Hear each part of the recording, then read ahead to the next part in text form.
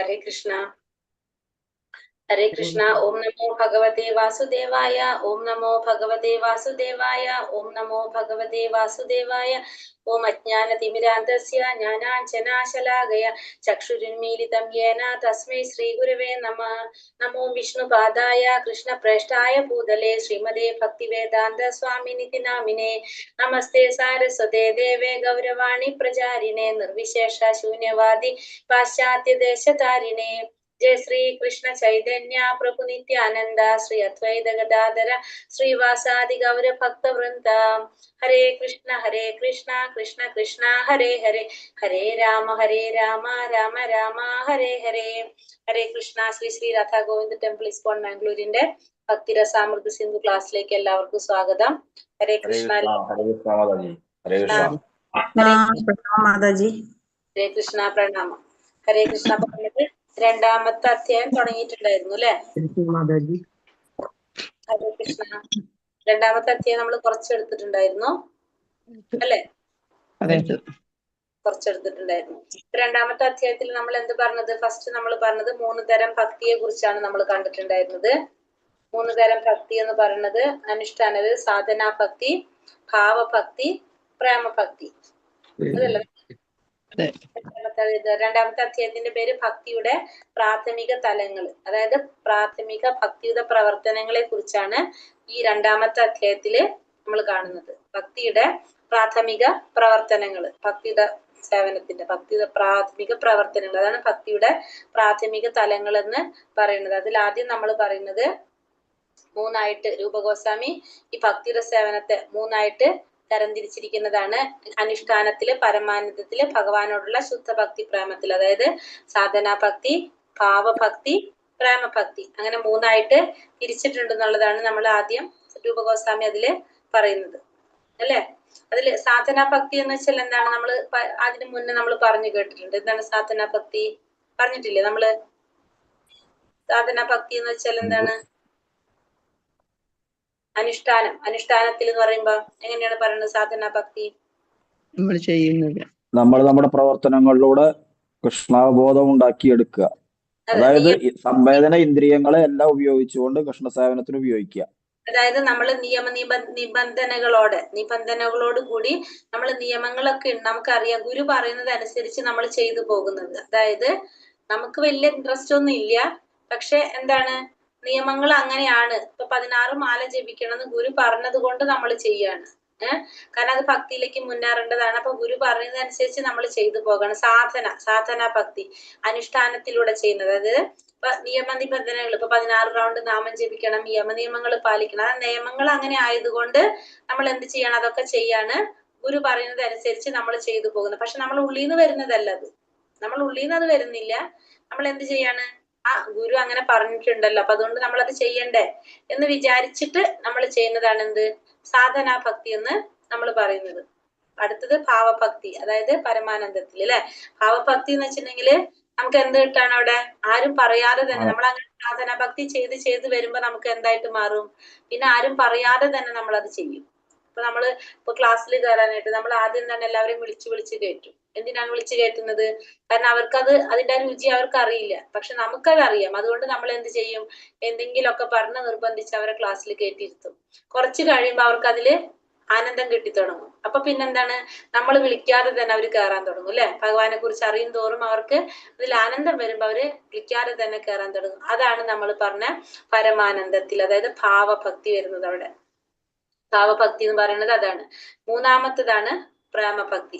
പ്രേമഭക്തി വരുമ്പോ എന്താണ്? നമ്മളെ ഉള്ളിലുള്ള ആ വികാരം കൊണ്ട് നമ്മൾ ചെയ്യുന്നതാണത്. അതാണ് 3ആമത്തെ വരുന്നത്. പ്രേമഭക്തി എന്ന് പറയുമ്പോ നമ്മളുടെ ഉള്ളിൽ എന്ത് വന്നു? ആ ഒരു വികാരം വന്നു, ഭഗവാനോടുള്ള പ്രേമഭാവം, പ്രേമഭക്തി വരും. അതാണ് പ്രേമഭക്തി എന്ന് പറയുന്നത്. അപ്പൊ അതിന് നമ്മള് കഴിഞ്ഞ അധ്യായത്തില് ഈ 3 ഭക്തി, അപ്പൊ സാധനാ ഭക്തി, പ്രേമഭക്തി, ഭാവഭക്തി, അതാണ് ഈ ഭക്തിയുടെ സേവനത്തിന് രൂപഗോസ്വാമി 3ആയിട്ട് തരംതിരിച്ചിരിക്കുന്നത്. ഇതിൽ നമ്മൾ കഴിഞ്ഞ അധ്യായത്തിൽ നമ്മൾ പഠിച്ചത് ഭക്തിയുടെ സേവനത്തിന്റെ സവിശേഷതകൾ കണ്ടിട്ടുണ്ടായിരുന്നു 6 എണ്ണം അല്ലെ? ഏതൊക്കെയായിരുന്നത്? കഴിഞ്ഞ അധ്യായം നമ്മൾ കണ്ടത് അതല്ലേ? ഭക്തിയുടെ സേവനത്തിന്റെ സവിശേഷ ഗുണങ്ങളായിരുന്നു 1ാമത്തെ അധ്യായം അല്ലെ? ഭക്തി സേവനത്തിന്റെ സവിശേഷ ലക്ഷണങ്ങൾ, ഗുണങ്ങൾ, അതൊക്കെയായിരുന്നു 1ാമത്തെ അധ്യായം പറഞ്ഞത്. എന്തൊക്കെയായിരുന്നു നമ്മളത് പറഞ്ഞത്? ക്ലേശാഗ്നി, ശുഭദ, ശുഭദ, മോക്ഷലഘുഹുത്ത, സുദുർലഭ, ദുർലഭ, സാന്ദ്രാനന്ദ വിശേഷാത്മ, ഇന്ദ്രാനന്ദ വിശേഷാത്മ, പിന്നെ ശ്രീകൃഷ്ണ ആകർഷണി. ഈ 6 കാര്യങ്ങൾ അല്ലെ. ഇതില് നമ്മൾ ഫസ്റ്റ് പറഞ്ഞ സാധനാ ഭക്തി എന്ന് പറഞ്ഞാൽ എന്താണ്? സാധനാ ഭക്തി എന്ന് പറയുമ്പോൾ നമ്മൾ പറഞ്ഞു, നമ്മള് യമനിയമങ്ങളൊക്കെ പാലിച്ച് ഗുരു പറയുന്നതനുസരിച്ച് നമ്മൾ ചെയ്തു പോകുന്നതാണ് എന്ത്? സാധനാ ഭക്തി എന്ന് പറയുന്നത് അല്ലെ. അപ്പൊ നമ്മൾ ഈ പറഞ്ഞ ഈ 6 ഭക്തിയുത സേവനത്തിന്റെ 6 സ്വഭാവ സവിശേഷതകളിൽ ആദ്യത്തെ 2 സാധനാ ഭക്തിയിൽ വരുന്നതാണ്. ഈ ക്ലേശാഗ്നിയും ശുഭതയും. ക്ലേശാഗ്നി എന്ന് വെച്ചിട്ടുണ്ടെങ്കിൽ നമ്മുടെ ക്ലേശങ്ങള് ഇല്ലാതാക്കാനും സാധിക്കും. ശുഭത എന്ന് വെച്ചിട്ടുണ്ടെങ്കിൽ നമുക്ക് ശുഭങ്ങൾ ഐശ്വര്യങ്ങൾ പ്രദാനം ചെയ്യുന്നു. ഇത് രണ്ടും സാധനാ ഭക്തിയാണ്. ഇത് രണ്ടും സാധനാ ഭക്തിയാണ്. പിന്നത്തെ നമ്മൾ പറഞ്ഞതാണ് മോക്ഷ ലഘൂക്തകൃ സുദുർലഭ. അപ്പൊ നമുക്ക് എന്താണ് സുദുർലഭമായിട്ട് കിട്ടുന്ന അവസരമാണെന്ന് പറഞ്ഞു. പിന്നെ അതുപോലെ തന്നെ മോക്ഷ ലഘൂക്തകൃ എന്ന് പറഞ്ഞില്ലേ, നമുക്ക് പരമാനന്ദത്തിലെ തന്നെ അല്ലെ എന്ന് പറഞ്ഞത് അപൂർവമായിട്ട് കിട്ടുന്നതാണ് മോക്ഷ സുദുർലഭ എന്ന് പറയുന്നത്. മറ്റേതിൽ നമുക്ക് എന്താണ് മോക്ഷ ലഘൂക്തകൃ എന്ന് പറഞ്ഞാൽ നമുക്ക് ആനന്ദം ലഭിക്കുന്നതാണെന്ന് കണ്ടു അല്ലെ. അത് ഏത് ഭക്തിയാണ് വരുന്നത്?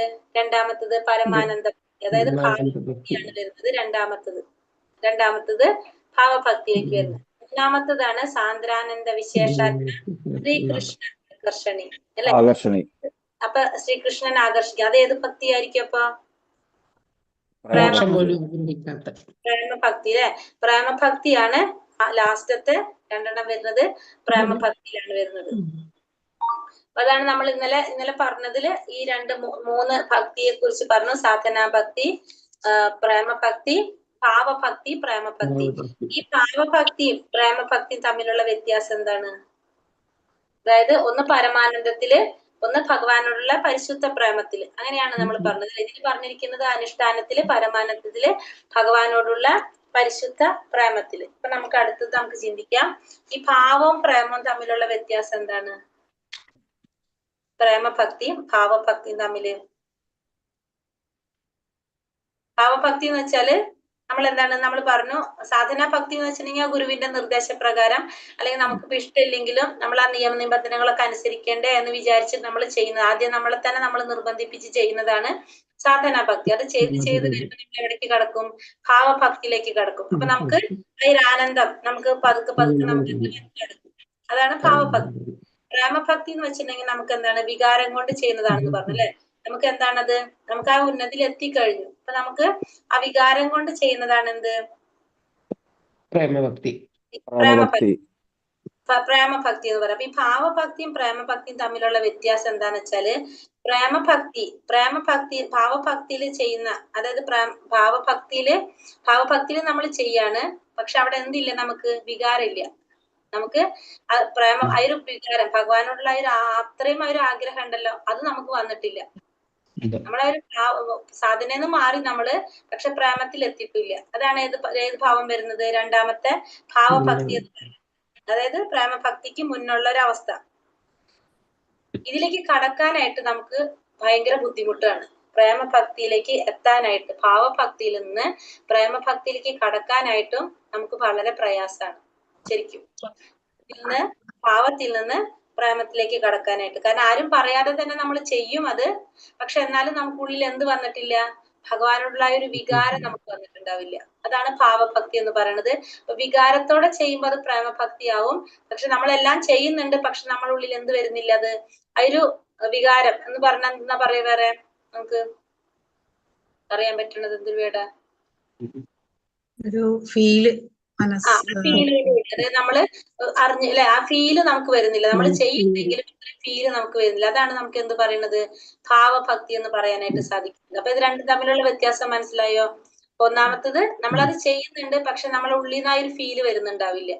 പക്ഷെ സാധന ഭക്തിയേക്കാളും മുന്നിലായി നമ്മള്. കാരണം സാധന ഭക്തി എന്ന് പറഞ്ഞാൽ നമ്മൾ പറഞ്ഞു ആ നിയമങ്ങളൊക്കെ പാലിക്കേണ്ടേ, ആ ഗുരു പറയുന്നത് അനുസരിക്കേണ്ടേ എന്ന് വിചാരിച്ചിട്ട് ആ ഗുരുവിന്റെ നിർദ്ദേശപ്രകാരം നമ്മൾ ചെയ്തു പോകുന്നതാണ് സാധന ഭക്തി.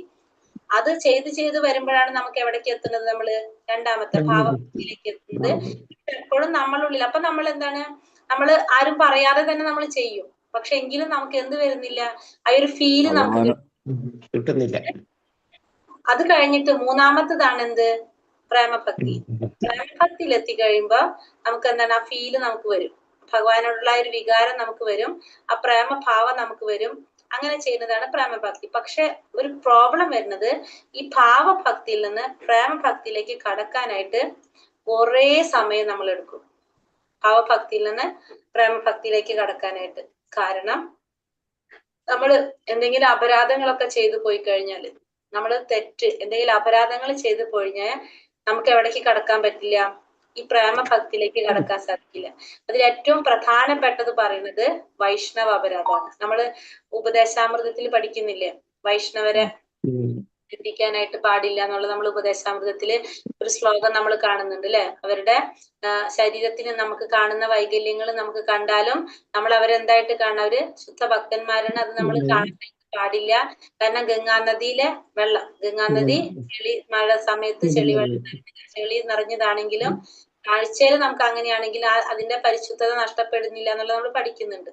അത് തന്നെയാണ് പറയുന്നത്. നമ്മള് വൈഷ്ണവ അപരാധം നമ്മൾ ചെയ്തു പോയി കഴിഞ്ഞാൽ, വൈഷ്ണവരെ നിന്ദിച്ചു കഴിഞ്ഞാൽ നമുക്ക് ഈ ഭാവഭക്തിയിൽ നിന്ന് ഇപ്പുറത്തേക്ക് കടക്കാനായിട്ട് നമുക്ക് വളരെ ബുദ്ധിമുട്ടാണ്. അപ്പൊ അതുകൊണ്ട് നമുക്ക് ഭാവഭക്തിയിൽ നിന്ന് പ്രേമഭക്തിയിലേക്ക് കടക്കണമെങ്കിൽ നമ്മൾ എന്ത് ചെയ്യണം? ഒരു തരത്തിലും നമ്മൾ ഇത്തരത്തിലുള്ള അപരാധങ്ങളൊന്നും ചെയ്തില്ലെങ്കിലാണ് നമുക്ക് അതിനുള്ള ഒരു കാരുണ്യം നമുക്ക് ലഭിക്കുന്നത്. അപ്പൊ കാരണം വെച്ചിട്ടുണ്ടെങ്കിൽ പ്രേമഭക്തി എന്ന് പറഞ്ഞാൽ ആരാണ്? രാധാറാണിയുടെ ആണ് അല്ലെ.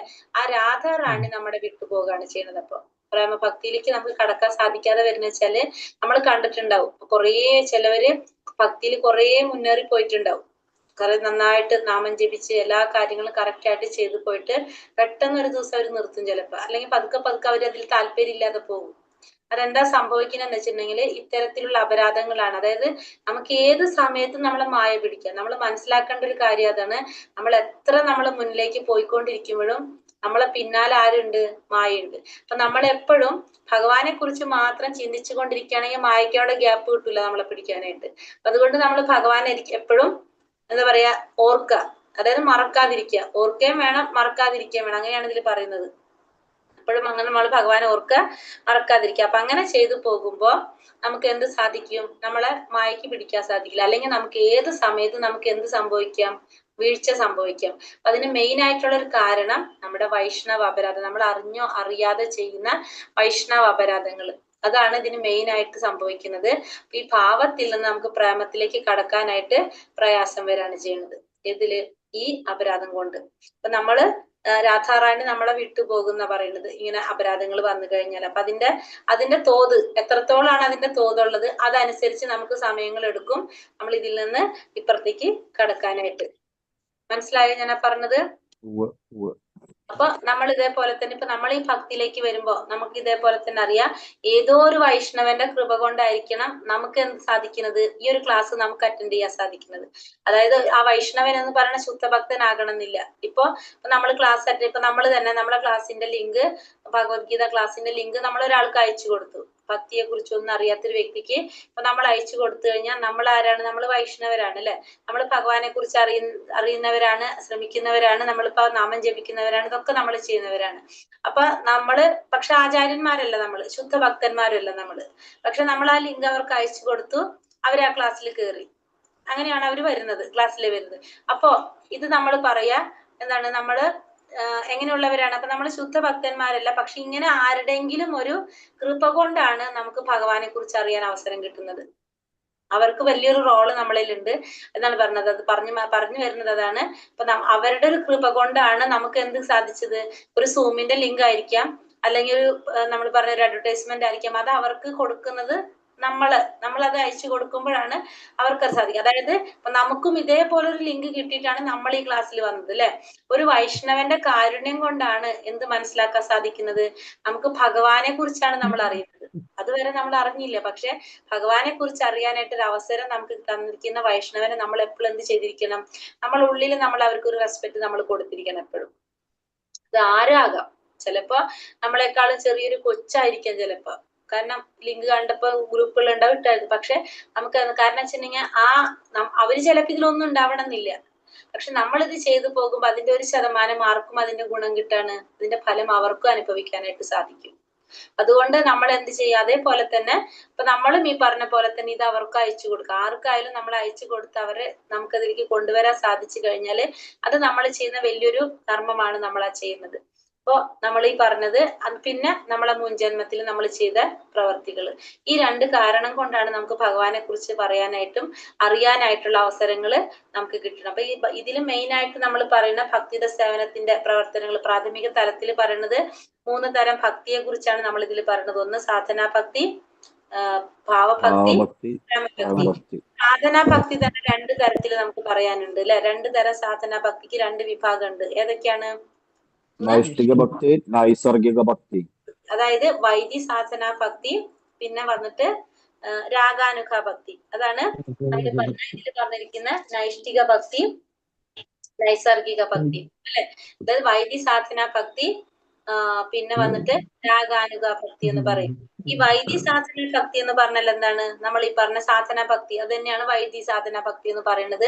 ആ ഗുരുവിന്റെ നിർദ്ദേശപ്രകാരം നമ്മളത് പാലിക്കണമല്ലോ, ചെയ്യണമല്ലോ എന്ന് കരുതിയിട്ട് നമ്മൾ ചെയ്ത്, ശാസ്ത്രത്തിൽ ഇതൊക്കെ പറഞ്ഞിട്ടുണ്ട്. അപ്പൊ നമുക്കിത് ചെയ്യാതിരിക്കാൻ പറ്റില്ലല്ലോ എന്ന് വിചാരിച്ച് നമ്മൾ പറയും തോറും നമുക്കറിയാം, അയ്യോ എങ്ങനെയെങ്കിലും 16 റൗണ്ട് നാമം ജപിക്കേണ്ട, ഇത് ശാസ്ത്രത്തിൽ പറഞ്ഞിട്ടുണ്ടല്ലോ, അല്ലെങ്കിൽ ഭഗവാൻ പറഞ്ഞിട്ടുണ്ടല്ലോ എന്ന് നമ്മൾ വിചാരിച്ചിട്ട്, അതായത് ഗുരു നമ്മളോട് പറഞ്ഞതല്ലേ എന്ന് വിചാരിച്ചിട്ട് നമ്മൾ ചെയ്യുന്നതാണ് എന്ത്, നമ്മൾ പറഞ്ഞ സാധന ഭക്തിയിലെ വൈദി സാധന ഭക്തി എന്ന് പറയുന്നത്. രണ്ടാമത്തതാണ് നമ്മൾ എന്ത് പറയുന്നത്, രാഗാനുഗ ഭക്തി അല്ലെ. വൈദി സാധന ഭക്തിയില് നമുക്ക് ചെയ്യേണ്ട പ്രധാനപ്പെട്ട കാര്യം രൂപഗോസ്വാമി പറയുന്നതാണ്, എപ്പോഴും ഭഗവാൻ ഓർക്കണം, അതുപോലെ തന്നെ ഒട്ടും മറക്കാതിരിക്കുക. അതാണ് പറയുന്നത്, എപ്പോഴും ഭഗവാൻ ഓർക്കുക, ഭഗവാനെ മറക്കാതിരിക്കുക. എപ്പോഴും നമ്മൾ ഭഗവാൻ ഓർക്കുകയും വേണം, ഭഗവാനെ മറക്കാതിരിക്കുകയും വേണം എല്ലാ സമയത്തും. അങ്ങനെയാണ് പറയുന്നത്. സതതം കീർത്തയന്തോമ എന്നാണ് ഭഗവത്ഗീതയിൽ ഭഗവാൻ പറഞ്ഞിരിക്കുന്നത്. പക്ഷെ അതിന് നമുക്കൊരു ചെറിയൊരു എക്സംഷൻ നമുക്ക് തരുന്നുണ്ട്, അല്ലെങ്കിൽ നമുക്കൊരു റിഡക്ഷൻ എന്താ പറയാ, ചെറുതായിട്ട് നമുക്ക് പറയണെച്ചാല്, നമ്മൾ ഈ ഭൗതിക ലോകത്തില് ഗൃഹസ്ഥരായ നമ്മളെപ്പോലുള്ളവർക്ക്, ഗൃഹസ്ഥരായവർക്ക് എപ്പോഴും ഭഗവാനെ സ്മരിച്ചു കൊണ്ടിരിക്കുക എന്ന് പറഞ്ഞാൽ ചിലപ്പോൾ പ്രാക്ടിക്കൽ ആയിരിക്കണം എന്നില്ല. അത് സതതം കീർത്തയന്തോമ എന്നല്ല പറഞ്ഞത്. അപ്പൊ നമുക്കത് സാധിക്കണമെന്നില്ല. അപ്പൊ എപ്പോഴും എന്നുള്ളതിന് ദിവസത്തിൽ പറയാം. നമുക്ക് അത് ഗൃഹസ്ഥർക്ക് മാത്രം നമുക്ക് പറയാം. ദിവസത്തിൽ എല്ലാ ദിവസവും നമ്മൾ എന്ത് ചെയ്യണം, ഭഗവാനെ കുറിച്ച് ഓർക്കണം, ഭഗവാനെ വേണ്ടിയിട്ട് സേവനം ചെയ്യണം എന്ന്. അതായത് എപ്പോഴും എന്നുള്ളത് ചെയ്യാൻ സാധിക്കുന്നത് ഏറ്റവും ബെസ്റ്റ്, നല്ലത്. പക്ഷെ പറ്റുന്നില്ലെങ്കിൽ നമുക്ക് എന്താണ്, എല്ലാ ദിവസവും പറയാനായിട്ട് സാധിക്കും. അതാണ് നമ്മള് ഇതിൽ പറയണത്. ഈ വൈദി സാധന ഭക്തിയില് പിന്നെ രണ്ടാമത്തെയാണ് രാഗാനുഗ ഭക്തി അല്ലെ. അതായത് രാഗാനുഗ ഭക്തി എന്ന് പറഞ്ഞാല് നൈസർഗിക ഭക്തി അതല്ലേ പറയണത്. രണ്ടാമത്തെ നൈസർഗിക ഭക്തി, രാഗാനുഗ ഭക്തി എന്ന് പറയുന്നത്. രാഗാനുഗ ഭക്തി എന്ന് പറയുന്നത് രാഗാത്മിക ഭക്തന്മാരുടെ പാത പിന്തുടരുക. അതാണ് രാഗാത്മിക ഭക്തി എന്ന് പറയുന്നത്. രാഗാത്മിക ഭക്തന്മാരുടെ പാത പിന്തുടരുന്നതാണ് രാഗാനുഗ ഭക്തി എന്ന് പറയുന്നത്. അതായത് ബ്രജവാസികൾ എന്ന് പറഞ്ഞാല്, ബ്രജവാസികൾ എന്ന് വെച്ചാൽ എവിടെയുള്ളവരാണ്? വൃന്ദാവനത്തിലുള്ളവരാണ് ബ്രജവാസികൾ എന്നറിയപ്പെടുന്നത്. അപ്പൊ അവിടെ ഉള്ളവരൊക്കെ എങ്ങനെയാണ്, എത്രയോ ജന്മങ്ങള് ഭഗവാനെ ആഗ്രഹിച്ചിട്ട് അവര് കിട്ടിയതാണ് ആ ഒരു ജന്മം. ബ്രജവാസിയായിട്ട് ജന്മം കിട്ടുന്നത് അത്രയോ കാരണം ഭഗവാന്റെ ഒപ്പം, ഭഗവാന്റെ ലീലകളിലൂടെ ഭഗവാന്റെ സുഹൃത്തായിട്ട്, അല്ലെങ്കിൽ ഭഗവാനെ കണ്ടും കേട്ടും ജീവിക്കുകയാണ് അവര് അപ്പൊ അത് അവർക്ക് സാധിക്കുന്നത് എങ്ങനെയാണ്, അത്രയോ ജന്മം അവര് ഭഗവാനെ ആരാധിച്ചതിന്റെ ഫലമായിട്ടാണ് അത് കിട്ടുന്നത്. അപ്പൊ ഈ രാഗാനുഗ ഭക്തി എന്ന് പറയുന്നതാണ്, ഈ രാഗാത്മിക ഭക്തന്മാരുടെ പാത പിന്തുടരുന്നതാണ് രാഗാനുഗ ഭക്തി. അത് വ്രജവാസികൾ ഭഗവാനിൽ നിന്ന്, ഭഗവാനിൽ നമുക്ക് ആസക്തി തോന്നിയിട്ട് നമ്മൾ ചെയ്യുന്നതാണ് എന്ത്, ഇത് രാഗാനുഗ ഭക്തി എന്ന് പറയുന്നത്. നമ്മൾ ഈ പറഞ്ഞ ഭഗവാനില് ആസക്തി തോന്നിയിട്ട്, ഭഗവാനോടുള്ള ഒരു ആസക്തി കൊണ്ട് നമ്മൾ ചെയ്തു പോകുന്നതാണ് എന്ത്, രാഗാനുഗ ഭക്തി. സാധന ഭക്തി ചെയ്ത് നമുക്ക് അതിനോട് ആഗ്രഹം വരാണ്. ആഗ്രഹം വരുമ്പോ നമ്മൾ പിന്നെ തന്നെത്താനെ നമ്മൾ ചെയ്യാൻ തുടങ്ങും. അതിനാണ് നമ്മൾ എന്ന് പറയുന്നത് രാഗാനുഗ ഭക്തി എന്ന് പറയുന്നത്. മനസ്സിലായോ? ഇതില് നമുക്ക് ഒരു ആരാണ്, ഹരിദാസ് ഠാക്കൂർ എന്ന് പറഞ്ഞൊരു നമ്മളെ നാമാചാര്യനായിട്ടാണ് അദ്ദേഹം അറിയപ്പെടുന്നത്. ഹരിദാസ് ഠാക്കൂർ, അദ്ദേഹം ഒരു ദിവസം 3 ലക്ഷം ഭഗവാന്റെ നാമം ജപിക്കുമായിരുന്നു. നമ്മളിവിടെ 16 റൗണ്ട് നാമം ജപിക്കാന്ന് പറയുമ്പോൾ 1728 പ്രാവശ്യമൊക്കെയാണ് വരുന്നെന്ന് തോന്നുന്നു. എനിക്ക് ഓർമ്മയില്ല കൗണ്ട്. അങ്ങനെ എത്രയേ വരുന്നുള്ളൂ. ആ ആചാര്യൻ അപ്പൊ ഒരു ദിവസം 3 ലക്ഷം തവണ നാമം ജപിക്കുക. അങ്ങനെ അദ്ദേഹത്തിന് പ്രായമായപ്പോ ചൈതന്യ മഹാപ്രഭു അദ്ദേഹത്തോട് പറയാ, ഇനി ഇത്രയും നാമം ജപിക്കണ്ട, കുറച്ച് ജപിച്ചാൽ മതി, ഇത്രയൊക്കെ ജപിക്കാൻ പാടില്ലെന്ന്.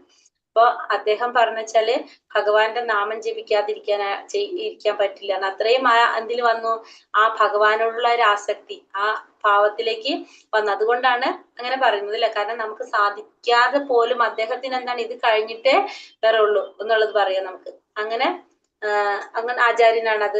അദ്ദേഹത്തിന്റെ പേര് ഹരിദാസ് ഠാക്കൂർ എന്ന് പറഞ്ഞിട്ടുള്ള നാമാചാര്യനാണ്.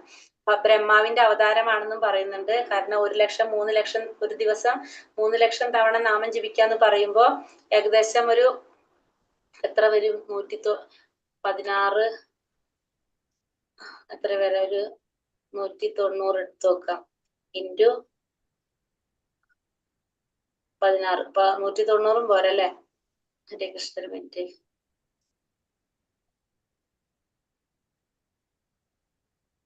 ഏകദേശം 190ന്റെ അടുത്ത് വരുന്നുണ്ട് അല്ലെ, 180 ഒക്കെ വരും തോന്നുന്നു.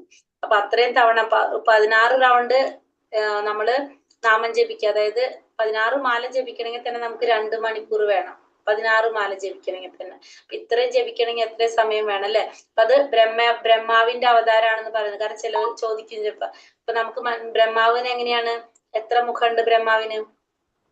4 മുഖങ്ങളുണ്ട് അല്ലെ. അപ്പൊ 4 മുഖം കൊണ്ടും നാമം ജപിക്കാനായിട്ട്, അതാണ് പറഞ്ഞ ഹരിദാസ് ഠാക്കൂറിനെ പറ്റി പറയുന്നത്.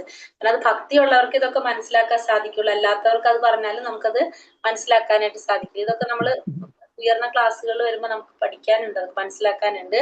അപ്പൊ അങ്ങനെ നമ്മൾ പറയാ. ഇനി അധ്യായത്തിലേക്ക് കടക്കാം. നമ്മൾ എത്ര വരെ എടുത്തു വായിച്ചത് ഓർമ്മയുണ്ടോ? ഇല്ല കേട്ടോ. ഇതുവരെ നമ്മൾ പറഞ്ഞത് പത്മപുരാണ സമാധിയെ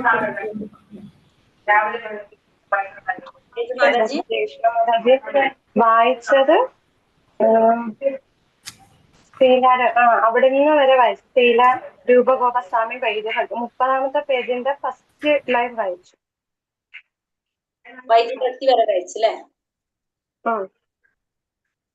ഓക്കെ മകജ് കൃഷ്ണ. അപ്പൊ നമ്മള്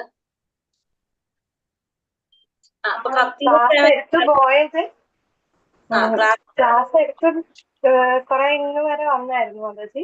അതിന്റെ കുറെ 32 പേജ് വരെ വന്നിട്ടുണ്ടായിരുന്നു അല്ലെ? ക്ലാസ്സിന്റെ സ്ലൈഡ് ഞാൻ എടുത്തിട്ടുണ്ട്.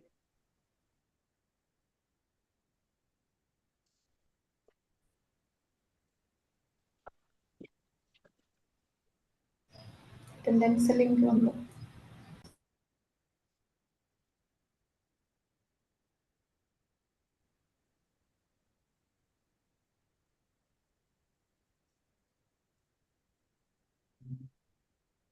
ഇതെന്തോരം പറഞ്ഞു വല്ല ഓർമ്മയുണ്ടോ ആർക്കെങ്കിലും? എത്ര വരെ പറഞ്ഞു? ഇതൊക്കെ പറഞ്ഞോ? ഇത് സുഖദേവസ്വാമിയുടെ പറഞ്ഞിട്ടുണ്ട്, പരീക്ഷിത്ത് രാജാവിന്റെ കാര്യം. പരാജയം പറഞ്ഞിട്ടുണ്ട്.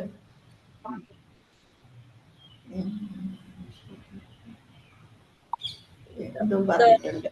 പറഞ്ഞു. പത്മപുരാണം അവിടെ വരെ പറഞ്ഞു. ഇത് പറഞ്ഞതായിട്ട് ഇത് പറഞ്ഞിട്ടുണ്ട്, എനിക്ക് ഓർമ്മ വരുന്നുണ്ട്. ഇത് പറഞ്ഞിട്ടുണ്ട്. 84 ലക്ഷം വിഭിന്ന ജീവിവർഗങ്ങള്.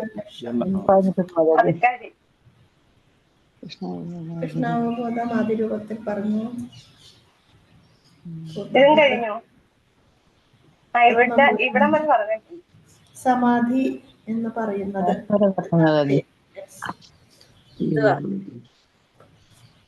ഇതൊട്ട് പറഞ്ഞത് അതെ.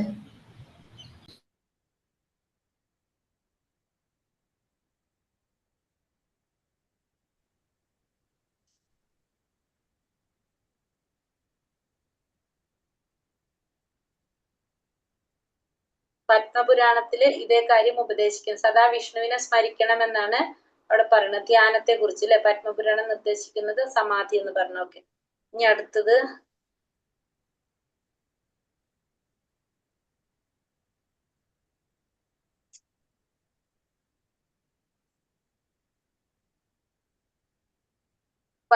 വൈദ്യ തത്വങ്ങളുടെ നമ്മളിപ്പോ പറഞ്ഞതാണ്. വൈദ്യ തത്വങ്ങളുടെ അടിസ്ഥാന പ്രമാണം എന്ന് പറഞ്ഞാൽ ഏത് പരിതസ്ഥിതിയിലും ഭഗവാനെ മറക്കാതിരിക്കുക എന്നുള്ളതാണ്. അതായത് എപ്പോഴും ഭഗവാനെ കുറിച്ച് ചിന്തിക്കുക, ഭഗവാനെ മറക്കാതിരിക്കുക എന്നുള്ളതാണ് പറയുന്നത്. ഇനി വർണ്ണാശ്രമങ്ങളാണ് വരുന്നത്. അപ്പൊ ഇത് വായിച്ചു നോക്കാം.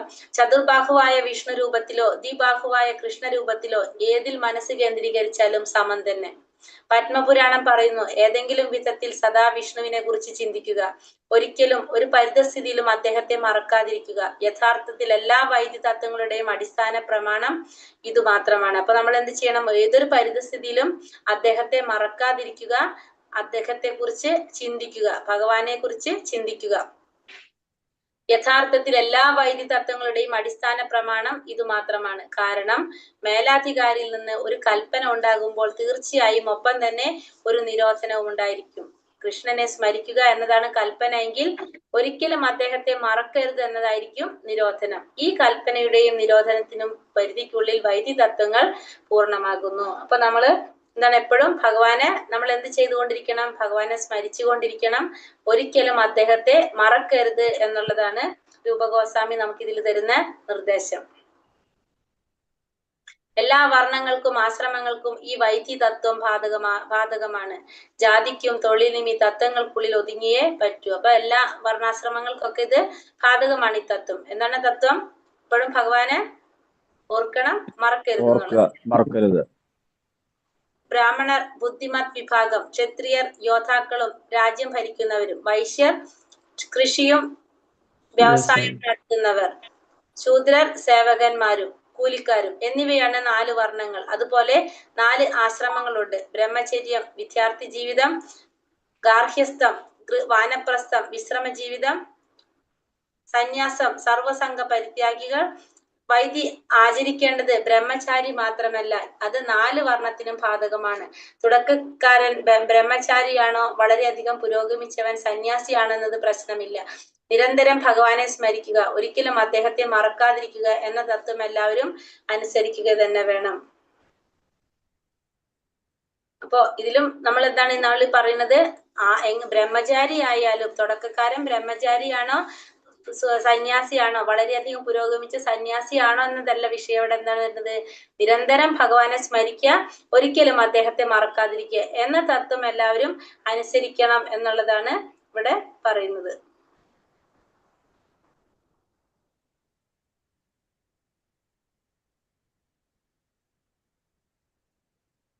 ഹരീഷ് മാതാജി ആ പാരഗ്രാഫ് വായിക്കാം നമുക്ക്. വിഷ്ണുവിനെ, അതായത് കൃഷ്ണനെ നിരന്തരം സ്മരിക്കത്തക്ക രീതിയിൽ വേണം നമ്മുടെ ജീവിതത്തിലെ തൊട്ട് 2 പാരഗ്രാഫ്. ഹരേ കൃഷ്ണ മാതാജി. വിഷ്ണുവിനെ, അതായത് കൃഷ്ണനെ നിരന്തരം സ്മരിക്കത്തക്ക രീതിയിൽ വേണം നമ്മുടെ ജീവിതത്തിലെ പ്രവർത്തനങ്ങളെ രൂപപ്പെടുത്താൻ. അതാണ് കൃഷ്ണാവബോധം. ചതുർബാഹുവായ വിഷ്ണു രൂപത്തിലോ ദ്വിബാഹുവായ കൃഷ്ണരൂപത്തിലോ ഏതിൽ മനസ്സ് കേന്ദ്രീകരിച്ചാലും സമം തന്നെ. പത്മപുരാണം പറയുന്നു, ഏതെങ്കിലും വിധത്തിൽ സദാ വിഷ്ണുവിനെ കുറിച്ച് ചിന്തിക്കുക, ഒരിക്കലും ഒരു പരിതസ്ഥിതിയിലും അദ്ദേഹത്തെ മറക്കാതിരിക്കുക. യഥാർത്ഥത്തിൽ എല്ലാ വൈവിധ്യ തത്വങ്ങളുടെയും അടിസ്ഥാന പ്രമാണം ഇത് മാത്രമാണ്. കാരണം മേലധികാരിയിൽ നിന്ന് ഒരു കൽപ്പനയുണ്ടാകുമ്പോൾ തീർച്ചയായും ഒപ്പം തന്നെ ഒരു നിരോധനവും ഉണ്ടായിരിക്കും. സദാ കൃഷ്ണനെ സ്മരിക്കുക എന്നതാണ് കൽപ്പനയെങ്കിൽ ഒരിക്കലും അദ്ദേഹത്തെ മറക്കരുത് എന്നായിരിക്കും നിരോധനം. ഈ കൽപ്പനയുടെയും നിരോധനത്തിന്റെയും പരിധിക്കുള്ളിൽ വൈദ്യ തത്വങ്ങൾ പൂർണ്ണമാകുന്നു. എല്ലാ വർണ്ണങ്ങൾക്കും ആശ്രമങ്ങൾക്കും ഈ വൈദ്യ തത്വം ബാധകമാണ്. ജാതിക്കും തൊഴിലിനും ഈ തത്വങ്ങൾക്കുള്ളിൽ ഒതുങ്ങിയേ പറ്റൂ. ബ്രാഹ്മണർ, ക്ഷത്രിയർ, വൈശ്യർ, ശൂദ്രർ എന്നിവയാണ് 4 വർണ്ണങ്ങൾ. അതുപോലെ 4 ആശ്രമങ്ങളുമുണ്ട്.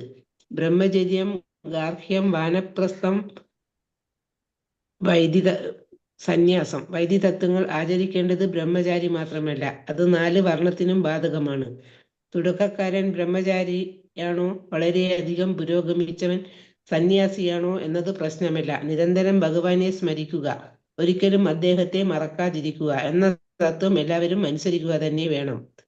ഈ അടുത്ത് വായിച്ചിട്ട് നോക്കാം. ശ്രീമദ് ഭാഗവതത്തിൽ നിർദ്ദേശിച്ചിട്ടുണ്ട്. ഇതുവരെ നമുക്ക് മനസ്സിലായില്ല. ഇപ്പൊ നമ്മൾ ഈ പറഞ്ഞത് വായിച്ചപ്പോ തന്നെ ക്ലിയർ ആയല്ലോ? ഒന്നും കൂടി പറയണ്ടല്ലോ അത്. വേണ്ട. ബ്രാഹ്മണർ ബുദ്ധി വിഭാഗം, ക്ഷത്രിയർ നമ്മൾ ഈ പറഞ്ഞത് തന്നെയല്ലേ പറഞ്ഞത്. അതെ. അപ്പൊ അത്രേ ഉള്ളൂ. നമുക്ക് പുരോഗമിച്ച് സന്യാസിയാണെന്നുള്ളത് പ്രശ്നമല്ല. നിരന്തരം ഭഗവാനെ സ്മരിക്കുക, ഒരിക്കലും മറക്കാതിരിക്കുക എന്ന തത്വം എല്ലാവരും അനുസരിക്കണം. അതാണ് പറയുന്നത്. ശ്രീമദ് ഭാഗവതത്തിൽ നിർദ്ദേശിച്ചിട്ടുണ്ട്, നിമി മഹാരാജാവിനെ ഉപദേശിക്കുന്നതിനെത്തിയ നവയോഗീന്ദ്രന്മാരിൽ ഒരാളായ ചമസമുനി നിമിയോട് ഇപ്രകാരം പറഞ്ഞു: ബ്രാഹ്മണർ, വൈശ്യർ, ക്ഷത്രിയർ, ശൂദ്രർ എന്നിങ്ങനെ 4 വർണ്ണങ്ങൾ വിരാട് രൂപത്തിന്റെ വിഭിന്ന ഭാഗത്തു നിന്നാണ് രൂപം കൊണ്ടത്. ബ്രാഹ്മണർ മുഖത്തു നിന്ന്, ക്ഷത്രിയർ ബാഹുക്കളിൽ നിന്ന്, വൈശ്യർ അരക്കെട്ടിൽ നിന്ന്, ശൂദ്രന്മാർ പാദത്തിൽ നിന്ന്. അതുപോലെ തന്നെ ആശ്രമങ്ങളിൽ സന്യാസി വിരാട് രൂപത്തിന്റെ ശിരസിൽ നിന്നാണ് ജനിച്ചത്. വാനപ്രസ്ഥക്കാർ ബാഹുക്കളിൽ നിന്നും, ഗൃഹസ്ഥർ അരക്കെട്ടിൽ നിന്നും, ബ്രഹ്മചാരി പാദത്തിൽ നിന്നും ജനിച്ചു. സമൂഹത്തിന്റെ 4 വിഭാഗങ്ങളെയും ആത്മീയ പുരോഗതിയുടെ വിവിധ തലങ്ങളെയും മനസ്സിലാക്കേണ്ടത് ഗുണങ്ങളെ അടിസ്ഥാനമാക്കിയാണ്. ഈ വർണ്ണ വ്യത്യാസം ആശ്രമവേദങ്ങളും ഭഗവാൻ തന്നെ സൃഷ്ടിച്ചതാണെന്ന് ഭഗവത്ഗീത പറയുന്നു. അപ്പൊ ഇവിടെ നമ്മൾ എന്താ പറഞ്ഞത്? ഭാഗവതത്തില് നിമി മഹാരാജാവിനെ ഉപദേശിക്കുന്നതിനെത്തിയിട്ടുള്ള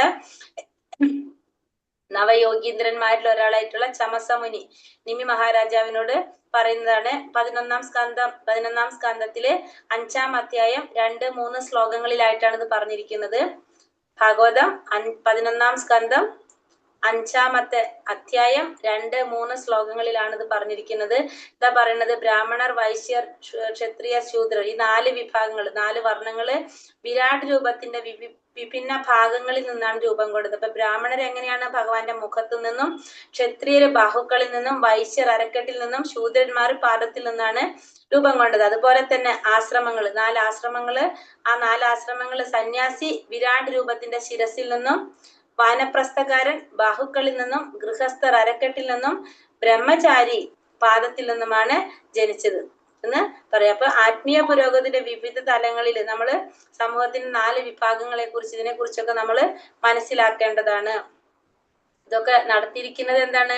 ഈ ഗുണങ്ങളുടെ അടിസ്ഥാനമാക്കിയാണ് ഈ വർണ്ണ വ്യത്യാസങ്ങളും ആശ്രമവേദങ്ങളെല്ലാം ഭഗവാൻ സൃഷ്ടിച്ചത്. ഈ വിഭാഗങ്ങൾ ഭഗവാൻ സൃഷ്ടിച്ചത് എന്തിന്റെ ആശ്രമഭേദങ്ങൾ ഭഗവാൻ സൃഷ്ടിച്ചത് എന്തിന്റെ അടിസ്ഥാനത്തിലാണ്? ഗുണങ്ങളുടെ അടിസ്ഥാനത്തിലാണ് എന്നുകൂടി പറയുന്നുണ്ട്.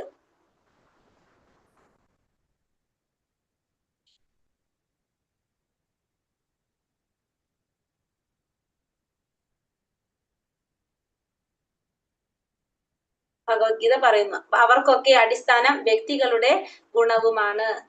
അവിടെ സെന്റൻസ് കംപ്ലീറ്റ് അല്ലല്ലോ.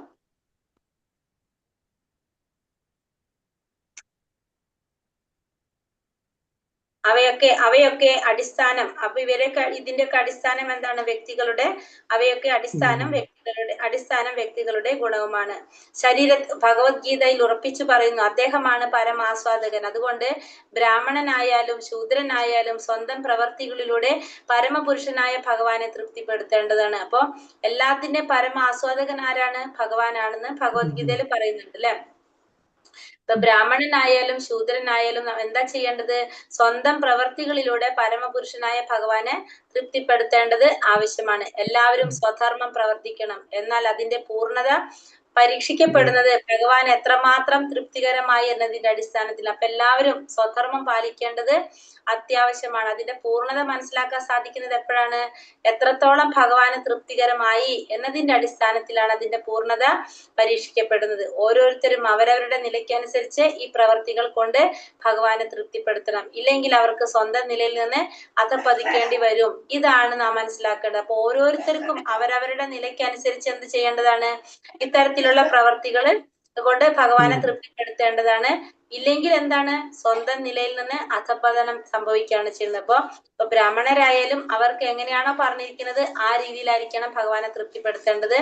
ക്ഷത്രിയനാണെങ്കിൽ പറഞ്ഞ രീതിയിൽ. ഓരോരുത്തരും അവരവർക്ക് പറഞ്ഞ രീതിയിൽ ഭഗവാനെ തൃപ്തിപ്പെടുത്താൻ ശ്രമിക്കണം. അതല്ലെങ്കിൽ അവരുടെ സ്വന്തം നിലയിൽ നിന്ന് അവർക്ക് അധപതനം ഏൽക്കേണ്ടി വരുന്നുള്ളത് മനസ്സിലാക്കേണ്ടതാണ്. ഉദാഹരണത്തിന് വിരാട് രൂപത്തിന്റെ ശിരസിൽ നിന്ന് ജനിച്ച ബ്രാഹ്മണൻ സർവാതിശായ വൈദിക ശബ്ദം അഥവാ ശബ്ദബ്രഹ്മം ഉപദേശിക്കേണ്ടതാണ്. അപ്പോ അതാണ് അയാളുടെ ധർമ്മം. അപ്പൊ ബ്രാഹ്മണന്റെ ധർമ്മം എന്താണ്? അവർ ഭഗവാനെ കുറിച്ച് പറഞ്ഞു കൊടുക്കുക, ഉപദേശിക്കുക എന്നുള്ളതാണ്. പിന്നെ ഭഗവാന് വേണ്ടി ഭക്ഷണം കഴിക്കേണ്ടതും ആര് തന്നെയാണ്? ബ്രാഹ്മണൻ തന്നെ. ബ്രാഹ്മണനിലൂടെയാണ് ഭഗവാൻ ഭക്ഷിക്കുന്നത് എന്ന് വേദങ്ങൾ ഘോഷിക്കുന്നു. ബ്രാഹ്മണൻ ഭഗവാന് വേണ്ടി വെറുതെ ഭക്ഷിച്ചാൽ മാത്രം പോരാ, ഭഗവാൻ ജനസമൂഹത്തിന് ഭഗവത്ഗീത, ഭഗവാനെ കുറിച്ച്, അതായത് ജനസമൂഹത്തിന് ഭഗവത്ഗീത വിജ്ഞാനം പകരുകയും വേണം. അപ്പോ ഭഗവാൻ ബ്രാഹ്മണര് ഭഗവാന്റെ എന്താ പറഞ്ഞത്, ഭഗവാന് വേണ്ടിയിട്ട് ഭക്ഷണം കഴിക്കുന്നതും ആരിലൂടെയാണ്? ഭഗവാന് വേണ്ടിയിട്ട് ഭക്ഷണം കഴിക്കേണ്ടതും ബ്രാഹ്മണൻ തന്നെയാണ്. ഭഗവാനെ കുറിച്ച് മറ്റുള്ളവർക്ക് ഉപദേശങ്ങൾ കൊടുക്കേണ്ടതും ആര് തന്നെയാണ്? ബ്രാഹ്മണർ തന്നെയാണ്. അപ്പൊ അല്ലാതെ വെറുതെ ഭക്ഷണം കഴിച്ചാൽ മാത്രം പോരാ, എന്തും കൂടി പറഞ്ഞു കൊടുക്കണം, ജനസമൂഹത്തിന് ആ വിജ്ഞാനം പകർന്നു കൊടുക്കുകയും വേണ്ടത് ആരുടെ ഉത്തരവാദിത്തമാണ്? ബ്രാഹ്മണരുടെ ഉത്തരവാദിത്തമാണ്.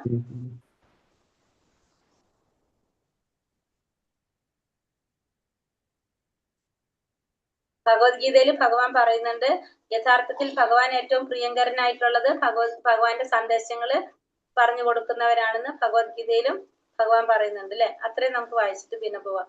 മാതാജി അടുത്തത് തൊട്ട് വായിക്കാവോ? വേറെ ബുക്കാർ മാതൃപ്രഭു പഠിച്ചോ? ഞാൻ വായിക്കാം മാതാജി. ഏത് മുതലാ വായിക്കേണ്ടതിന്? വായിച്ചോളൂ മാതാജി. അടുത്തത് തൊട്ട് നിർത്തിയ തൊട്ട് മാതാജി ഈ മഹാരാജാവിന്റെ തൊട്ട് വായിക്കാം. അനുശാസനം. ഈ അനുശാസനം കൈക്കൊണ്ടാൽ ഈ അനുശാസനം കൈക്കൊണ്ടാൽ പ്രഭുവിന്റെ ബുക്ക് 33-ാമത്തെ പേജില് 2-ാമത്തെ പാരഗ്രാഫ് ഉണ്ട്. ഈ അനുശാസനം കൈക്കൊണ്ടാൽ മറ്റു ചട്ടങ്ങളും നിബന്ധനകളും താനെ ഉണ്ടായിക്കൊള്ളും. മറ്റുള്ളവയെല്ലാം ഈ അടിസ്ഥാന തത്വത്തിന്റെ കീഴുടുകളാണ്. ഈ നിയമ നിബന്ധനകളെ കുറിച്ചും അവയുടെ പരിണത ഫലത്തെക്കുറിച്ചും ശ്രീമദ് ഭാഗവതത്തിൽ 11:5-2-3 നിർദ്ദേശിച്ചിട്ടുണ്ട്.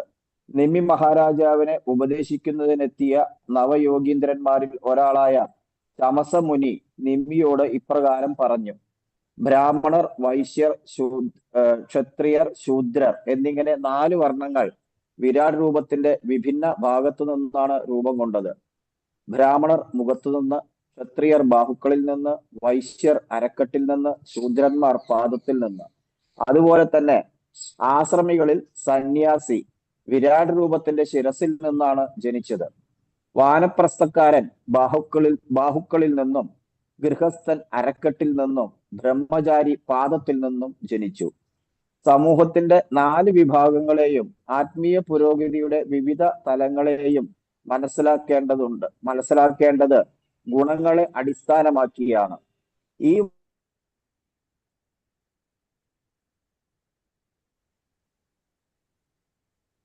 നെറ്റ് പോയോ? ഈ വർണ്ണ വ്യത്യാസം പ്രഭുവിനെ കേൾക്കണില്ല, നെറ്റ് പോയിണ്ടാവും. ഞാൻ വായിക്കട്ടെ മാതാജി. ഈ വർണ്ണ വ്യത്യാസങ്ങളും ആശ്രമ ഭേദങ്ങളും ഭഗവാൻ തന്നെ വന്നോ? ഞാൻ പറയാം. സാമൂഹികവും ആത്മീയവുമായ ഈ ഭേദങ്ങളിൽ വ്യത്യസ്തമായ പ്രവർത്തനങ്ങളും അതതിന്റെ സവിശേഷതകളെ അടിസ്ഥാനമാക്കി ആരോപിച്ചിരിക്കുന്നു.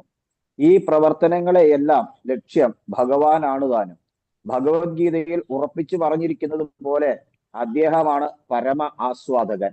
അതുകൊണ്ട് ബ്രാഹ്മണനായാലും ശൂദ്രനായാലും സ്വന്തം പ്രവർത്തനങ്ങളിലൂടെ പരമപുരുഷനായ ഭഗവാനെ തൃപ്തിപ്പെടുത്തേണ്ടതുണ്ട്. ശ്രീമദ് ഭാഗവതവും ഇത് തന്നെ പറയുന്നു. എല്ലാവരും സ്വധർമ്മം പ്രവർത്തിക്കണം, എന്നാൽ അതിന്റെ പൂർണ്ണത പരീക്ഷിക്കപ്പെടുന്നതാണ്. അത് ഭഗവാന് എത്രമാത്രം തൃപ്തികരമായി എന്നതിന്റെ അടിസ്ഥാനത്തിലാണ് ഓരോരുത്തരും അവരവരുടെ നിലയ്ക്കനുസരിച്ച് ഈ പ്രവർത്തികൾ കൊണ്ട് ഭഗവാനെ തൃപ്തിപ്പെടുത്തണം. ഇല്ലെങ്കിൽ അവർക്ക് സ്വന്തം നിലയിൽ നിന്ന് അധപ്പതിക്കേണ്ടി വരും. ഇതാണ് നാം മനസ്സിലാക്കേണ്ടതായ കാര്യം. അടുത്ത പാരഗ്രാഫ് വായിക്കണോ? പറഞ്ഞതല്ലേ, വായിച്ചോളൂ പ്രഭു. ഹരേ കൃഷ്ണ. കേൾക്കുന്നില്ലേ ഞാൻ പറയണേ? അടുത്ത നമ്മൾ എടുത്തതാ, വായിച്ചോളൂ. അടുത്ത പാരഗ്രാഫ് വായിക്കണം മാതാജി. ഉദാഹരണമായി പ്രഭുവിന്റെ വോയിസ് ബ്രേക്ക് ആവുന്നുണ്ട് പ്രഭു. അതെ, അടുത്ത പാരഗ്രാഫ്. ഉദാഹരണത്തിന് വിരാട് രൂപത്തിന്റെ ശിരസിൽ നിന്നും ജനിച്ച ബ്രാഹ്മണൻ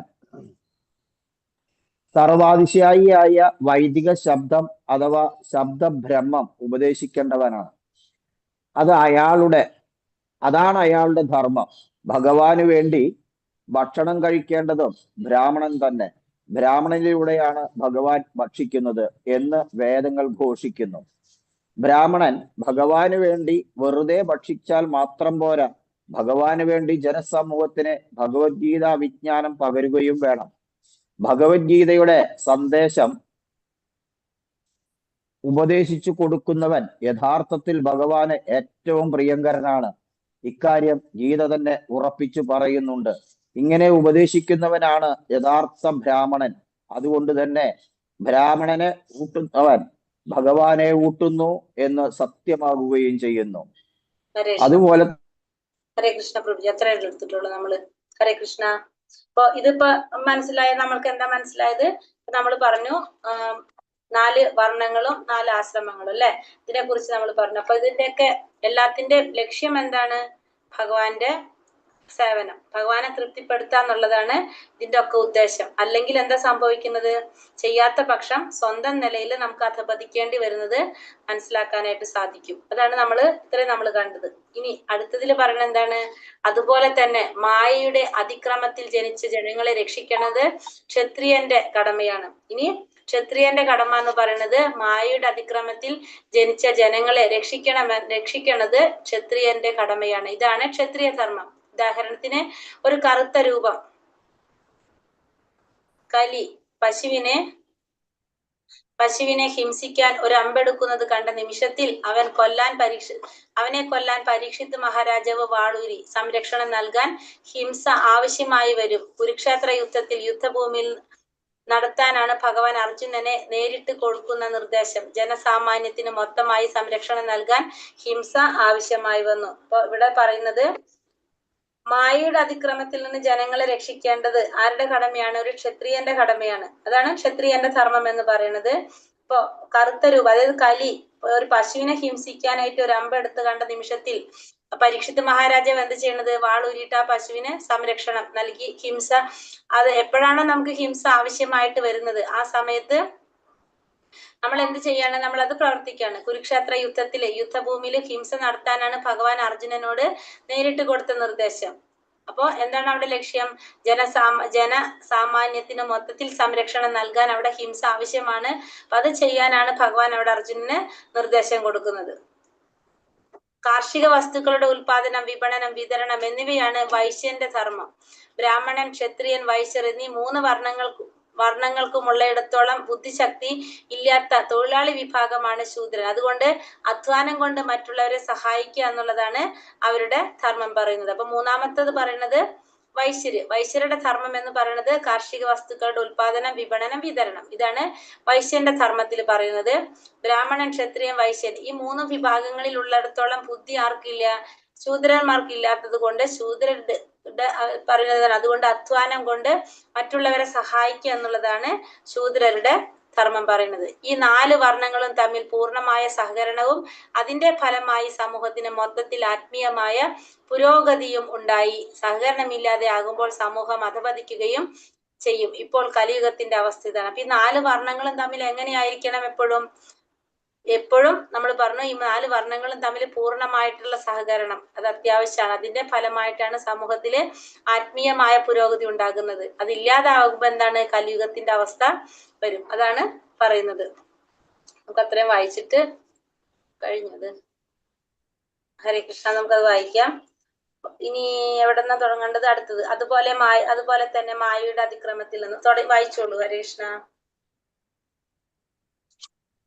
അതുപോലെ തന്നെ മായയുടെ അതിക്രമത്തിൽ നിന്ന് ജനങ്ങളെ രക്ഷിക്കേണ്ടത് ക്ഷത്രിയന്റെ കടമയാണ്. ഇതാണ് ക്ഷത്രിയ ധർമ്മം. ഉദാഹരണത്തിന് ഒരു കറുത്ത രൂപം കലി പശുവിനെ ഹിംസിക്കാൻ ഒരുമ്പെടുന്നത് കണ്ട നിമിഷത്തിൽ അവനെ കൊല്ലാൻ പരീക്ഷത്ത് മഹാരാജാവ് വാളൂരി സംരക്ഷണം നൽകാൻ ഹിംസ കുരുക്ഷേത്ര യുദ്ധഭൂമിയിൽ ഹിംസ നടത്താനാണ് ഭഗവാൻ അർജുനന് നേരിട്ട് കൊടുക്കുന്ന നിർദ്ദേശം. ജനസാമാന്യത്തിന് മൊത്തത്തിൽ സംരക്ഷണം നൽകാൻ ഹിംസ ആവശ്യമായി വരുന്നു. കാർഷിക വസ്തുക്കളുടെ ഉൽപാദനം, വിപണനം, വിതരണം എന്നിവയാണ് വൈശ്യന്റെ ധർമ്മം. ബ്രാഹ്മണൻ, ക്ഷത്രിയൻ, വൈശ്യൻ എന്നീ 3 വർണ്ണങ്ങൾക്കും ഉള്ളിടത്തോളം ബുദ്ധിശക്തിയില്ലാത്ത തൊഴിലാളി വിഭാഗമാണ് ശൂദ്രൻ. അതുകൊണ്ട് അധ്വാനം കൊണ്ട് മറ്റുള്ളവരെ സഹായിക്കലാണ് അവരുടെ ധർമ്മം. ഈ വിധത്തിൽ 4 വർണ്ണങ്ങളും തമ്മിൽ പൂർണ്ണമായ സഹകരണവും അതിന്റെ ഫലമായ സമൂഹത്തിന് മൊത്തത്തിൽ ആത്മീയമായ പുരോഗതിയും ഉണ്ടായി. സഹകരണമില്ലാതെയാകുമ്പോൾ സമൂഹം അധപ്പതിക്കുകയും ചെയ്യും. ഇപ്പോൾ കലിയുഗത്തിലെ അവസ്ഥയും അതുതന്നെ. ഇത് ശണ്ഠയുടെ യുഗമാണ്. ആരും സ്വധർമ്മം അനുഷ്ഠിക്കുന്നില്ല. താൻ ബ്രാഹ്മണനാണെന്ന് അല്ലെങ്കിൽ ക്ഷത്രിയനാണെന്ന് ഓരോരുത്തരും കൊട്ടിഘോഷിക്കുന്നു. സത്യത്തിൽ ഇവരാരും തന്നെ ഒരു നിലയും ഇല്ലാത്തവരാണ്. ഇവർക്കാർക്കും ഭഗവാനുമായി ബന്ധവുമില്ല. കാരണം ഇവർക്ക് കൃഷ്ണാവബോധമില്ല. അതുകൊണ്ട് മനുഷ്യ സമൂഹത്തെ ഒട്ടാകെ ഉചിതമായ രീതിയിൽ നിലനിർത്താനാണ് കൃഷ്ണാവബോധ പ്രസ്ഥാനം ലക്ഷ്യമിട്ടിരിക്കുന്നത്. കൃഷ്ണാവബോധ പ്രസ്ഥാനം എല്ലാവർക്കും സന്തോഷവും സൗഖ്യവും അരുളുന്നു. കൃഷ്ണാവബോധത്തിലുള്ള പുരോഗമനം ആനന്ദദായകമാണ്. അത്ര വലിയല്ലേ മാതാജി പറഞ്ഞേ? അതെ. അപ്പൊ നമുക്കിവിടെ എന്താണ് നമ്മൾ പറഞ്ഞത് ഇത് തന്നെ. ക്ഷത്രിയന്റെ ധർമ്മം നമ്മൾ പറഞ്ഞ ഹിംസ നടപ്പാക്കേണ്ട സമയത്ത് അത് ആവശ്യമായി വരുമ്പോൾ അത് നടപ്പാക്കേണ്ടത് അവരുടെ ധർമ്മമാണെന്ന് പറഞ്ഞു. അർജുനനെ കൊണ്ട് ഭഗവാൻ ജയിച്ചതും അത് തന്നെയായിരുന്നു അല്ലെ. പിന്നെ അടുത്തത് ക്ഷത്രിയനെ കുറിച്ച് പറഞ്ഞു. ക്ഷത്രിയനല്ല, വൈശ്യരെ കുറിച്ച്. വൈശ്യരുടെ ധർമ്മം എന്ന് പറയുന്നത് കാർഷിക വസ്തുക്കളുടെ ഉൽപാദനം, വിപണനം, വിതരണം ഇതായിരുന്നു അവരുടെ ധർമ്മം. 4ാമത്തെ വിഭാഗത്തിൽ വരുന്ന ശൂദ്രര് തൊഴിലാളി വിഭാഗമാണ്. അതുകൊണ്ട് അധ്വാനം കൊണ്ട് മറ്റുള്ളവരെ സഹായിക്കുക എന്നുള്ളതാണ് ധർമ്മം. പക്ഷെ ഈ 4 കൂട്ടരും തമ്മിൽ എങ്ങനെയായിരിക്കണം? സഹകരണത്തോടെ ആയിരിക്കണം പ്രവർത്തിക്കേണ്ടത്. അല്ലെങ്കിൽ എന്ത് സംഭവിക്കും? സമൂഹത്തിന് അധപതനം സംഭവിക്കുകയാണെന്നും പറഞ്ഞു. അപ്പൊ കലിയുഗത്തിന്റെ അവസ്ഥയ്ക്ക് കാരണം ഇതാണല്ലേ. ഇത് ശണ്ഠയുടെ യുഗമാണ്. അതുകൊണ്ട് സ്വധർമ്മം ആരും അനുഷ്ഠിക്കുന്നില്ല. താൻ ബ്രാഹ്മണനാണ് അല്ലെങ്കിൽ താൻ ക്ഷത്രിയനാണെന്ന് ഓരോരുത്തരും കൊട്ടിഘോഷിച്ചു കൊണ്ടിരിക്കുന്നു. സത്യത്തിൽ ഇവരാരും എന്താണ് ഒരു നിലയില്ലാത്തവരാണെന്ന് പറയുന്നത്. കാരണം നമുക്ക് പറയാനേ പറ്റില്ല. ഇത് ഭഗവാനുമായിട്ട് യാതൊരു ബന്ധവും ഇല്ല ഇവർക്ക് ആർക്കും. ഇവർക്ക് എന്തില്ല? കൃഷ്ണാവബോധമില്ല. കൃഷ്ണാവബോധം ഉണ്ടെങ്കിൽ മാത്രമേ നമുക്ക് എന്ത് സാധിക്കുള്ളൂ? ഭഗവാനെ കുറിച്ച് എല്ലാവർക്കും ആ സന്തോഷം കിട്ടുന്നുള്ളൂ, സൗഖ്യം കിട്ടുള്ളൂ. ആനന്ദം നിറഞ്ഞതാണ് കൃഷ്ണാവബോധത്തിലുള്ള പുരോഗമനം എന്ന് പറയുന്നത്. ആനന്ദം നിറഞ്ഞതാണ്. അപ്പോ ഇതില്ലെങ്കിൽ നമ്മൾ സമൂഹം അധപതിച്ചു പോകുമെന്നുള്ളതാണ് നമുക്ക് മനസ്സിലാക്കുന്നത്. മനുഷ്യ സമൂഹത്തിനൊട്ടാകെ ഉചിതമായ രീതിയിൽ നിലനിർത്താനാണ് കൃഷ്ണാവബോധ പ്രസ്ഥാനം ലക്ഷ്യമിട്ടിരിക്കുന്നത്.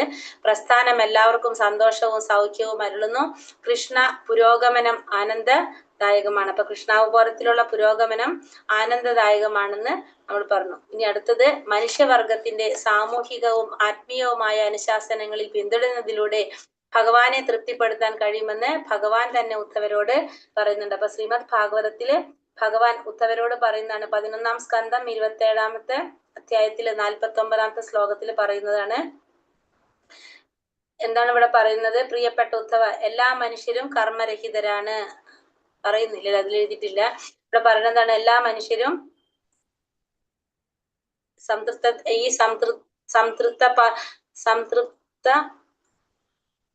എന്താണ് ഇവിടെ പറഞ്ഞിരിക്കുന്നത്?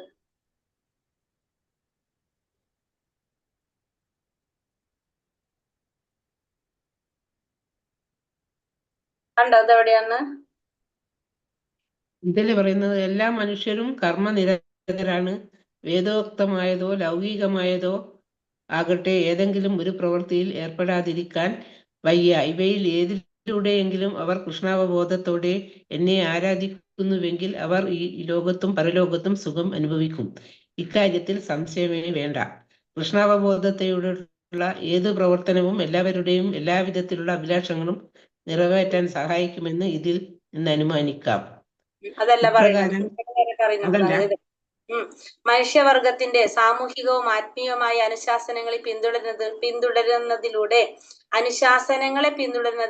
ഭഗവാനെ തൃപ്തിപ്പെടുത്താൻ കഴിയുമെന്ന് ഭഗവാൻ ഉദ്ധവരോട് പറയുന്നുണ്ട്. മനുഷ്യവർഗത്തിന്റെ സാമൂഹികവും ആത്മീയവുമായ അനുശാസനങ്ങളെ പിന്തുടരുന്നതിലൂടെ ഭഗവാനെ തൃപ്തിപ്പെടുത്താൻ സാധിക്കുമെന്ന് ഭഗവാൻ ഉദ്ധവരോട് പറയുന്നുണ്ട്. ഈ സംതൃപ്തനത്തിലൂടെ സമൂഹം ഒട്ടാകെ ജീവിതാവശ്യങ്ങൾ എളുപ്പത്തിൽ നേടിയെടുക്കുകയും ചെയ്യും.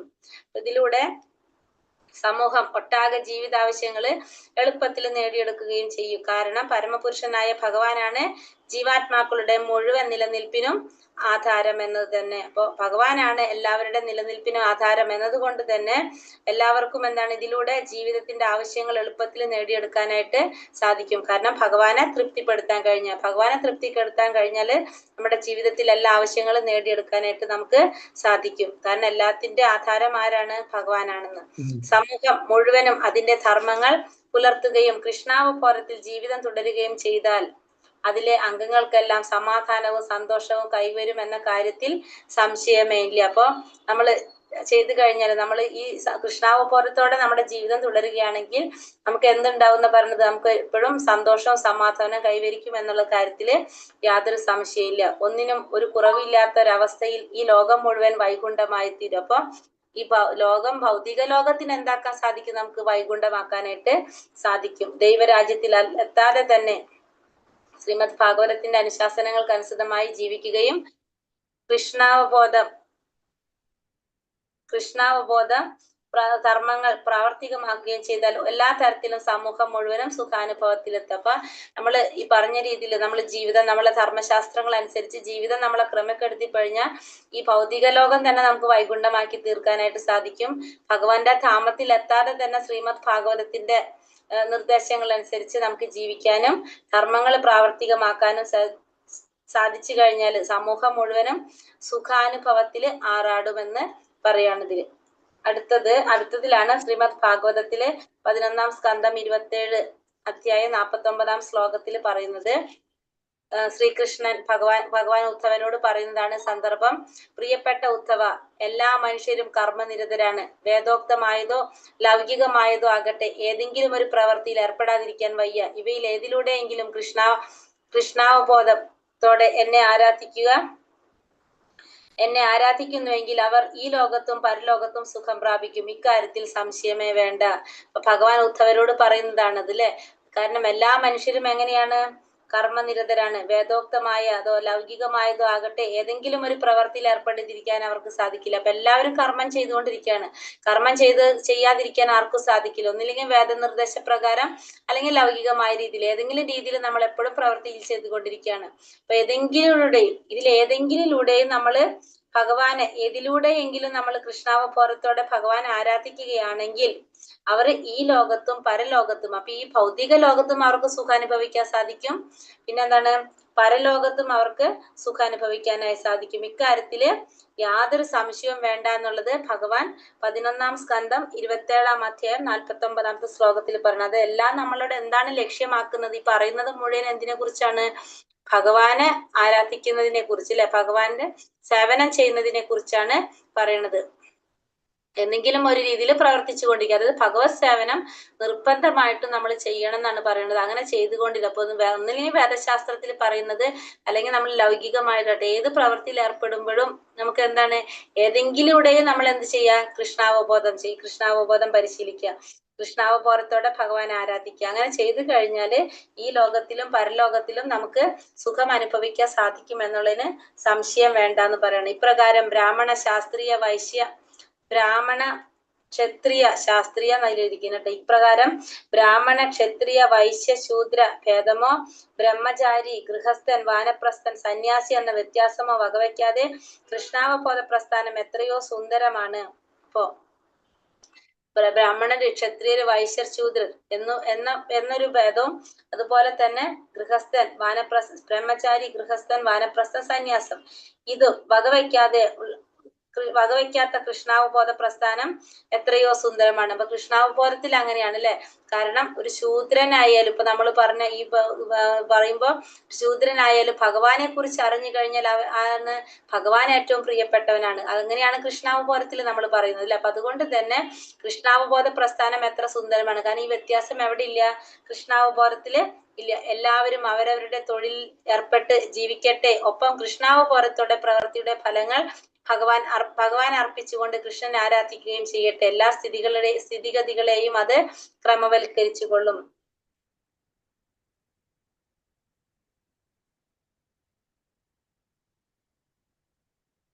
ഇവിടെ എന്താ പറയുന്നത്? എല്ലാവരും അവരവരുടെ തൊഴിൽ ഏർപ്പെട്ട് ജീവിക്കട്ടെ.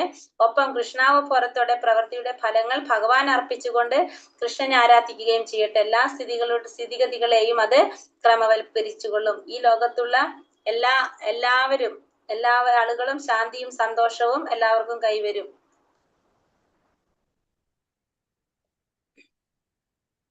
നാരദ പഞ്ചരാത്രത്തിൽ ഭക്തിയുത സേവനത്തിന്റെ നിയാമക തത്വങ്ങളെ കുറിച്ച് ഇങ്ങനെ പറയുന്നു. വേദഗ്രന്ഥങ്ങളിൽ പറയുന്നതും ഭഗവാന്റെ സംതൃപ്തിയെ ലക്ഷ്യമാക്കിക്കൊണ്ടുള്ളതായ ഏതു കർമ്മവും ഭക്തിയുത സേവനത്തിന്റെ നിയാമക തത്വമായി വിശുദ്ധ ആചാര്യന്മാർ അംഗീകരിച്ചിരിക്കുന്നു. അപ്പൊ നാരദ പഞ്ചരാത്രത്തിൽ പറയുന്നത് ഭക്തിയുത സേവനത്തിന്റെ നിയാമക തത്വങ്ങളെ കുറിച്ച്, വേദഗ്രന്ഥങ്ങളിൽ പറയുന്നതും ഭഗവാന്റെ സംതൃപ്തിയെ ലക്ഷ്യമാക്കിക്കൊണ്ടുള്ളതായിട്ടുള്ള ഏതു കർമ്മവും എന്തിൽ വരുന്നതാണ്? ഭക്തിയുത സേവനത്തിന്റെ നിയാമക തത്വമായിട്ട് വിശുദ്ധ ആചാര്യന്മാർ അംഗീകരിച്ചിരിക്കുന്നു.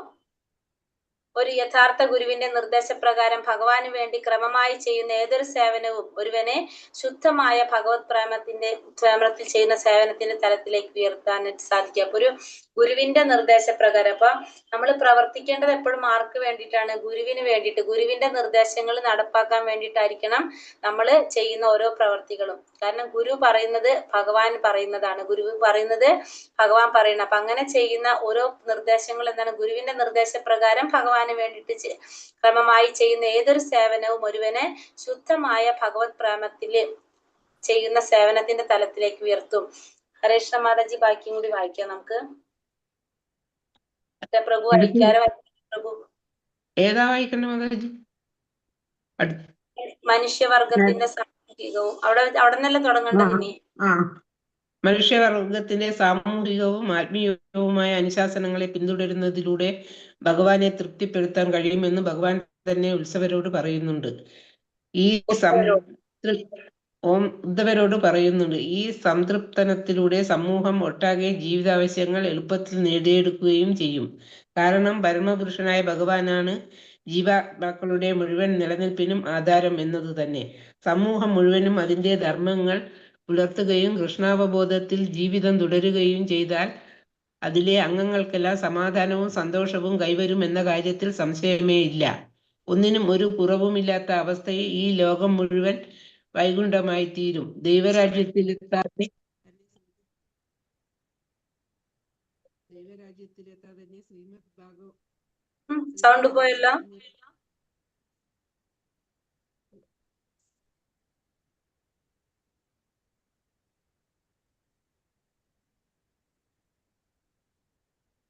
ഹരേ കൃഷ്ണ.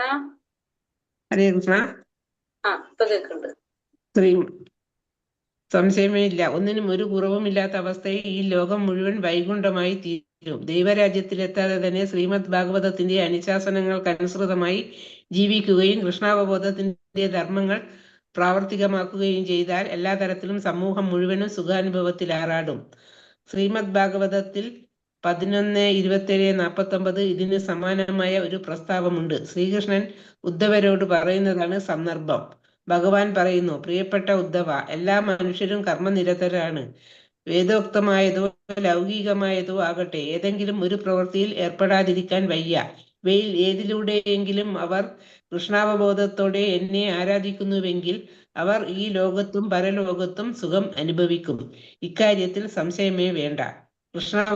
കൃഷ്ണാവബോധത്തോടെയുള്ള ഏത് പ്രവർത്തനവും എല്ലാവരുടെയും എല്ലാ വിധത്തിലുമുള്ള അഭിലാഷങ്ങളും നിറവേറ്റാൻ സഹായിക്കുമെന്ന് ഇതിൽ നിന്ന് അനുമാനിക്കാം. ഇപ്രകാരം ബ്രാഹ്മണ, ക്ഷത്രിയ, വൈശ്യ, ശൂദ്ര ഭേദമോ ബ്രഹ്മചാരി, ഗൃഹസ്ഥൻ, വാനപ്രസ്ഥൻ, സന്യാസി എന്നീ വ്യത്യാസമോ വകവെക്കാത്ത കൃഷ്ണാവബോധ പ്രസ്ഥാനം എത്രയോ സുന്ദരമാണ്. എല്ലാവരും അവരവരുടെ തൊഴിലിൽ ഏർപ്പെട്ടു ജീവിക്കട്ടെ. ഒപ്പം കൃഷ്ണാവബോധത്തോടെ പ്രവൃത്തിയുടെ ഫലങ്ങൾ ഭഗവാൻ അർപ്പിച്ചുകൊണ്ട് കൃഷ്ണനെ ആരാധിക്കുകയും ചെയ്യട്ടെ. എല്ലാ സ്ഥിതിഗതികളെയും അങ്ങ് ക്രമവൽക്കരിച്ചു കൊള്ളും.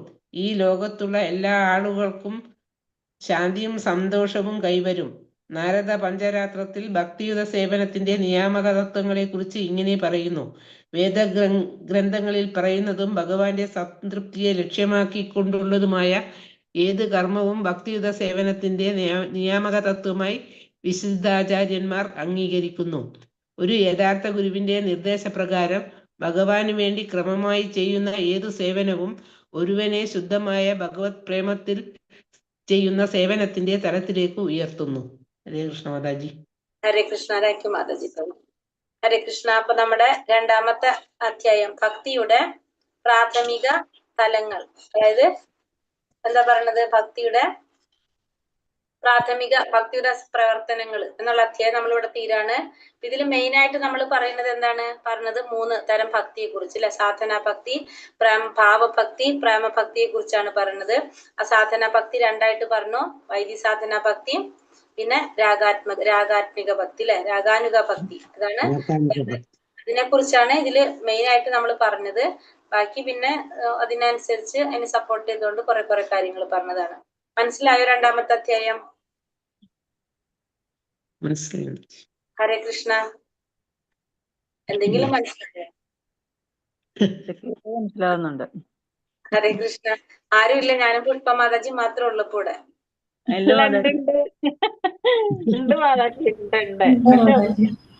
ഹരേ നടക്കുന്നുണ്ട് മാത്രം. കാരണം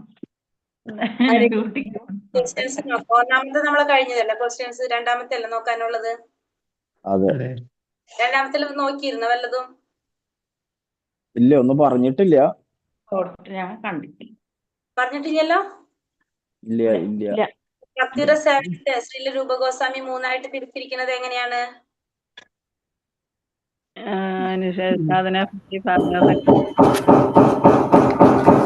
അയ്യോ, ഭഗവാനോടുള്ള പരിശുദ്ധ പ്രേമം. ഒന്ന് അനുഷ്ഠാനം, പരമാനന്ദം, ഭഗവാനോടുള്ള പരിശുദ്ധ പ്രേമം, അതായത് സാധനാ ഭക്തി, ഭാവഭക്തി, പ്രേമഭക്തി. അതാണ് തിരിച്ചിരിക്കുന്നത്. അനുഷ്ഠാനം എന്ന് പറഞ്ഞാൽ എന്താണ് അർത്ഥാക്കുന്നത്? അപ്പൊ ഗുരുവിന്റെ നിർദ്ദേശപ്രകാരം ചെയ്യുന്നത്. അനുസരിച്ച് ശാസ്ത്രങ്ങളിൽ പറഞ്ഞിരിക്കുന്ന പ്രകാരം നമ്മൾ ഗുരുവിന്റെ ഒരു നിർദ്ദേശപ്രകാരം അല്ലെ ചെയ്യുന്നതാണ് നമ്മൾ അനുഷ്ഠാനം എന്ന് പറയാം. അനുഷ്ഠാനം ആ വേർഡ് കേട്ടാൽ നമുക്ക് മനസ്സിലാക്കാം. അതിന് പറയാം സാധനാ ഭക്തി എന്ന് പറയുന്നത്. അനുഷ്ഠാനം എന്നത് കൃത്രിമമായി എന്തെങ്കിലും നിർമ്മിച്ചെടുക്കാൻ ഉദ്ദേശിച്ചിട്ട് കൊണ്ടതല്ല എന്നതിന് നൽകിയിരിക്കുന്ന ഉദാഹരണം എന്താണ്? ഒരു ശിശു നടക്കാൻ തുടങ്ങുന്നു. ഒരു കുഞ്ഞ് നടക്കാൻ പഠിക്കുന്നതിന്. അതെ, ഒരു കുഞ്ഞ് നടക്കാൻ തുടങ്ങുന്നത് അതല്ലേ പറഞ്ഞിരിക്കുന്ന എക്സാമ്പിൾ ഇവിടെ. നടക്കാൻ തുടങ്ങും അല്ലെ. കാരണം നമ്മള് ജസ്റ്റ് ഒന്ന് സപ്പോർട്ട് ചെയ്താൽ മതി അല്ലെ. കാരണം ഉള്ളിൽ എന്തുണ്ട് ആ കുട്ടിയുടെ, ആ ഉള്ളില് അത് ഉണ്ട് ഓൾറെഡി. പക്ഷെ എന്താണ്, നമ്മളൊന്ന് ജസ്റ്റ് ഒന്ന് കാണിച്ചു കൊടുക്കുക അല്ലെങ്കിൽ സപ്പോർട്ട് ചെയ്ത് കഴിഞ്ഞാൽ എന്താണ്, ആ കുട്ടി നടന്നു തുടങ്ങും. നമ്മൾ ആദ്യമായിട്ട് പഠിപ്പിക്കേണ്ട ആവശ്യമില്ല, അല്ലാതെ ആദ്യമേ പഠിപ്പിക്കുന്ന പോലെ ചെയ്യേണ്ട ആവശ്യമില്ല എന്നുള്ളതാണ് നമുക്ക് മനസ്സിലാക്കുക. അതായത് നമ്മളിപ്പോ ആദ്യമായിട്ട് കുട്ടികളെ എഴുതാൻ പഠിപ്പിക്കുന്നത്, അവരുടെ ഉള്ളിൽ ആ വാസന അവർക്ക് ഉണ്ട്. നമ്മൾ എന്താണ് ഒന്ന് എഴുതാനായിട്ട് ജസ്റ്റ് ഒന്ന് കാണിച്ചു കൊടുത്തു കഴിഞ്ഞാൽ പിന്നെ അവര് എഴുതി. നമ്മളെല്ലാ അക്ഷരവും നമ്മൾ ഇന്ന് പഠിപ്പിക്കുന്നുണ്ടോ? ആദ്യമായിട്ട് എങ്ങനെയാണ് ചെയ്യേണ്ടതെന്ന് മാത്രം പഠിപ്പിച്ചു കൊടുത്താൽ മതി, പിന്നെ അവരെല്ലാതെ എഴുതും അല്ലെ. ഏന്ന് പഠിപ്പിക്കുകയാണെങ്കിൽ ഏന്ന് മാത്രം പഠിപ്പിച്ചു കൊടുത്താൽ പിന്നെ ബിയും സിയും ഡിയും ഒക്കെ നമ്മൾ പഠിപ്പിക്കേണ്ടി വരുന്നുണ്ടോ? ഇല്ല. കാരണം പിന്നെ അവർക്ക് മനസ്സിലായി എഴുതാനായിട്ട് അവർ എഴുതും. അപ്പൊ എന്താണ്, നമ്മുടെ ഉള്ളിലൊക്കെ എന്തുണ്ട്, അതുണ്ട് നമ്മുടെ ഉള്ളില്. പക്ഷെ അതിനെന്ത് ആവശ്യമാണത്? ചെറുതായിട്ടൊരു മിനുക്കൽ ആവശ്യം, അല്ലെങ്കിൽ നമുക്കൊന്ന് പൊക്കേണ്ടതായിട്ട് ആവശ്യം വരും. അതങ്ങനെയാണ് ഭഗവാനെ കുറിച്ചും. നമുക്കറിയാം നമ്മുടെ ഉള്ളിൽ എന്തുണ്ട്, ഭഗവാനുള്ള ആ വാസന എല്ലാവരിലുണ്ട്. പക്ഷെ എന്ത് ചെയ്യേണ്ടി വരും, ചിലപ്പോ അത് നമ്മളത് തുടച്ചെടുക്കേണ്ടി വരും പുറത്തേക്ക്. അതാണ് പറയുന്നത്. എല്ലാ ജീവാത്മാക്കളിലുള്ള അവബോധത്തിലെ മാലിന്യങ്ങൾ അകന്ന് ശുദ്ധമായി തീരുമ്പോൾ അതിനെന്ത് വിളിക്കും? കൃഷ്ണാവബോധം എന്ന് വിളിക്കുന്നു. സാധന ഭക്തി എന്നാൽ എന്താണ്? നമ്മുടെ ഉള്ളിൽ ഇറങ്ങിക്കിടക്കുന്ന ഭക്തി അനുഷ്ഠാനം തന്നെ, അതന്നെ പറയണത് അല്ലെ. അതായത് നമ്മുടെ ഉള്ളിലുള്ള എന്താ പറയുക, ഒരു ശാസ്ത്രങ്ങളിൽ പറഞ്ഞിരിക്കുന്ന പ്രകാരം ഒരു ഗുരുവിന്റെ നിർദ്ദേശത്തോടെ നമ്മൾ ചെയ്തു പോകുന്നതാണ് എന്ത്, സാധനാ ഭക്തി എന്ന് പറയുന്നത്. വികർമ്മം എന്നാൽ എന്താണ്? ചെയ്യാൻ വികർമ്മം എന്ന് പറഞ്ഞാൽ അരുതാത്ത പ്രവൃത്തിയാണ്.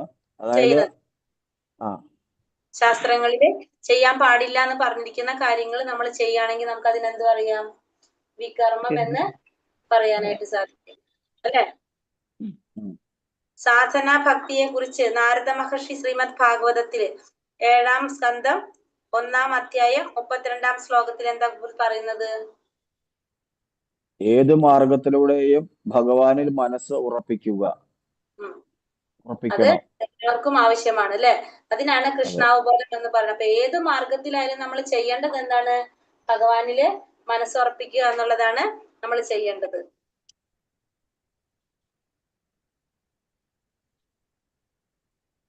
സാധന ഭക്തി അഥവാ ഭക്തിത സേവനത്തെ വിഭജിച്ചിരിക്കുന്നത് എങ്ങനെയാണ്? നൈഷ്ഠിക ഭക്തി, നൈസർഗിക ഭക്തി. നൈഷ്ഠിക ഭക്തി, അതായത് രണ്ടു തരം: വൈദ്യ സാധന ഭക്തിയും രാഗാനുഗ ഭക്തി. നൈഷ്ഠികവും നൈസർഗികവും. എന്തിനെയാണ് വൈദ്യഭക്തി, വൈദ്യസാധന ഭക്തി എന്ന് പറയുന്നത്? എന്താണ്? ഗുരുവിന്റെ നിർദ്ദേശപ്രകാരം ചെയ്യുന്ന ഭക്തിയെ. ഒരു ഗുരുവിന്റെ നിർദ്ദേശം, അത് സാധന ഭക്തി തന്നെയാണ് അത് പറയുന്നത് കേട്ടോ. ചോദ്യം പോയല്ലോ എന്റെ.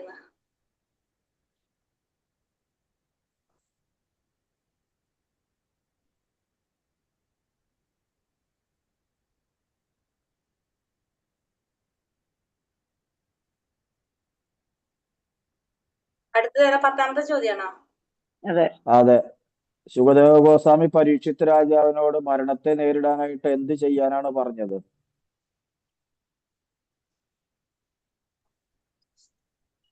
അപ്പൊ അതിലെന്താ പറയണത്? ശുകദേവ ഗോസ്വാമി പരീക്ഷിത് രാജാവിനോട് മരണത്തെ നേരിടാൻ എന്ത് ചെയ്യാനാണ് പറഞ്ഞത്? ശ്രവണ സ്മരണം കീർത്തനങ്ങളിലൂടെ ഭഗവാനെ ഭജിച്ചുകൊള്ളാനാണ്. ഭാഗവതത്തിൽ പറയുന്നുണ്ട്, ശ്രീമദ് ഭാഗവതം 2ാം സ്കന്ധം 1-ാം അധ്യായം 5ാമത്തെ ശ്ലോകത്തിൽ പറയുന്നത്, മരിക്കുന്നതിന് തൊട്ട് ഒരാഴ്ച മുമ്പാണ് പരീക്ഷിത്ത് ശുകദേവ ഗോസ്വാമിയെ കാണുന്നത്. ഇങ്ങനെ പറഞ്ഞു. അടുത്ത പാരഗ്രാഫില് പറയണം അല്ലെ. അടുത്ത ആഴ്ച മരണത്തെ നേരിടാൻ ഭയമില്ലാത്തവനായി തീരണമെങ്കിൽ ഒട്ടും വൈകാതെ ശ്രവണ സ്മരണ കീർത്തനങ്ങളിലൂടെ ഈശ്വരനെ ഭജിച്ചുകൊള്ളൂ എന്നാണ് പറയുന്നത്. ഹരേ കൃഷ്ണ മന്ത്രങ്ങൾ ഉരുവിട്ടും കേട്ടും കൃഷ്ണനെ സദാ ധ്യാനിക്കുന്നത് മരണഭയം ഉണ്ടാവില്ല. മരണമാകട്ടെ ഏത് സമയത്തും വന്നു ചേരാവുന്നതാണ് താനും. ശുകദേവ മഹർഷി പറയുന്നത് എന്താണ്? പരീക്ഷിത്തിനോട് ഒട്ടും വൈകാതെ തന്നെ ശ്രവണ സ്മരണ കീർത്തനത്തിലൂടെ ഭഗവാനെ ഭജിക്കാനായിട്ടാണ് പറയുന്നത്. അതായത് ഭഗവാന്റെ നാമം ജപിക്കാനാ പറയുന്നത് അല്ലെ. ശ്രവണം, സ്മരണം, കീർത്തനം 3 കാര്യങ്ങളല്ലേ പറയണേ. പരാജയം എന്ന പദം കൊണ്ട് എന്താണ് അർത്ഥാക്കുന്നത്? മനുഷ്യജന്മം ലഭിച്ചിട്ടും ഭഗവാനില് കൃഷ്ണാവബോധം ഉണർത്താൻ ശ്രമിക്കാത്തതാണ് പരാജയം. പരാജയം എന്ന് വെച്ചാൽ മനുഷ്യരൂപം ലഭിച്ചിട്ടും ഈ ജനന മരണങ്ങളുടെ കുടുക്കിൽ നിന്ന് രക്ഷപ്പെടാനുള്ള അവസരം നമ്മൾ നഷ്ടപ്പെടുത്തുക. അതിനെയാണ് നമുക്ക് എന്ത് പറയാ? പരാജയം കൊണ്ട് അർത്ഥമാക്കുന്നത്.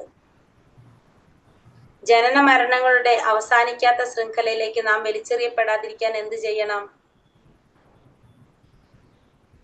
കൃഷ്ണാവബോധത്തിൽ ഗൗരവമായി കൈക്കൊണ്ടാൽ മാത്രമാണ് ജന്മമരണ ദുഃഖങ്ങളുടെ അവസാനിക്കാത്ത ശൃംഖലയിലേക്ക് വലിച്ചെറിയപ്പെടാത്തത്. കൃഷ്ണാവബോധത്തെ ഗൗരവമായി കാണണം. വലിച്ചെറിയപ്പെടുക. അതുകൊണ്ട് നമ്മൾ എന്ത് ചെയ്യണം? കൃഷ്ണാവബോധത്തെ ഗൗരവമായി കൈക്കൊള്ളണം. അത് ഏത് വിധത്തിലും നാം ഗൗരവത്തോടെ കൃഷ്ണനിൽ മനസ്സ് വയ്ക്കുക. അതായത് നമ്മൾ കൃഷ്ണാവബോധത്തെ ഗൗരവമായിട്ട് കാണാം. അപ്പൊ അങ്ങനെ ചെയ്ത് കഴിഞ്ഞാൽ നമുക്ക് എന്ത് സാധിക്കും? അതിലേക്ക് മനുഷ്യർക്ക് നമുക്ക് ചെയ്യാം. അപ്പൊ ഏത് വിധത്തിലും നമ്മൾ എന്ത് ചെയ്യാം? കൃഷ്ണാവബോധം പരിശീലിക്കുക എന്നുള്ളതാണ്. കൃഷ്ണാവബോധത്തിൽ മനസ്സ് വയ്ക്കുക. പിന്നെ ഏത് മാനസിക ഭാവത്തിനാണ് സമാധി എന്ന് പറയുന്നത്? സമാധി ഭഗവാനെ മറക്കാതെ ഇരിക്കുന്ന, ഒരു നിമിഷം പോലും ഭഗവാനെ മറക്കാതെ ഇരിക്കുന്ന ഭാവത്തെ, മാനസിക ഭാവത്തെ സമാധി എന്ന് പറയുന്നു. ധ്യാനം, സദാ വിഷ്ണുവിനെ സ്മരിക്കുന്നത് ധ്യാനം. ധ്യാനത്തിലൂടെ മനസ്സ് സദാസമയം വിഷ്ണു രൂപത്തിൽ നിരന്തരമാക്കുക. ഒരു നിമിഷം പോലും ഭഗവാനെ മറക്കാതിരിക്കുക. ഇതിനാണ് ഈ മാനസിക സമാധി എന്ന് പറയുന്നത്. പത്മപുരാണം നിർദ്ദേശിച്ചിരിക്കുന്നതാണത് സമാധി എന്ന് പറയുന്നത്. ഇതിനെയാണ് സമാധി എന്ന് പറയുന്നത്. എല്ലാ വൈദിക തത്വങ്ങളുടെയും അടിസ്ഥാന പ്രമാണം എന്താണ്?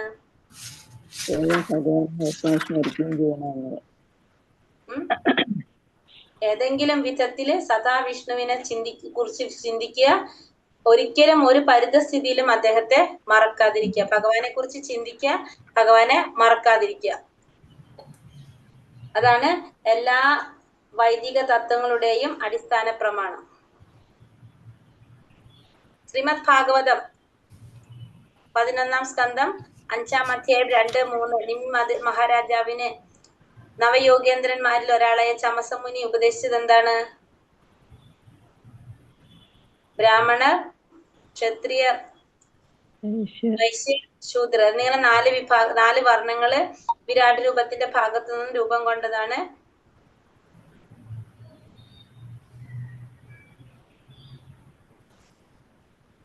പിന്നെ എന്താണ് പറഞ്ഞത്? ബ്രാഹ്മണർ മുഖത്തു നിന്നും, ക്ഷത്രിയർ ബാഹുക്കളിൽ നിന്നും, വൈശ്യർ അരക്കെട്ടിൽ നിന്നും, ശൂദ്രർ പാദത്തിൽ നിന്നും. അതുപോലെ ആശ്രമത്തില് 4 ആശ്രമങ്ങളിൽ സന്യാസി വിരാട് രൂപത്തിന്റെ ശിരസിൽ നിന്ന് ജനിച്ചവനാണ്. വാനപ്രസ്ഥക്കാരൻ ബാഹുക്കളിൽ നിന്നും, ഗൃഹസ്ഥൻ അരക്കെട്ടിൽ നിന്നും, ബ്രഹ്മചാരി പാദത്തിൽ നിന്നും ജനിച്ചു.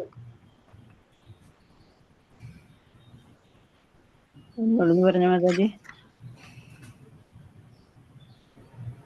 ബ്രാഹ്മണർ മുഖത്ത് നിന്നും, ക്ഷത്രിയർ ബാഹുക്കളിൽ നിന്നും, വൈശ്യർ അരക്കെട്ടിൽ നിന്നും, ശൂദ്രർ പാദങ്ങളിൽ നിന്നും ജനിച്ചു. അതേപോലെ സന്യാസി വിരാട് രൂപത്തിന്റെ ശിരസിൽ നിന്നും, വാനപ്രസ്ഥർ ബാഹുക്കളിൽ നിന്നും, ഗൃഹസ്ഥൻ അരക്കെട്ടിൽ നിന്നും, ബ്രഹ്മചാരി പാദങ്ങളിൽ നിന്നും ജനിച്ചു.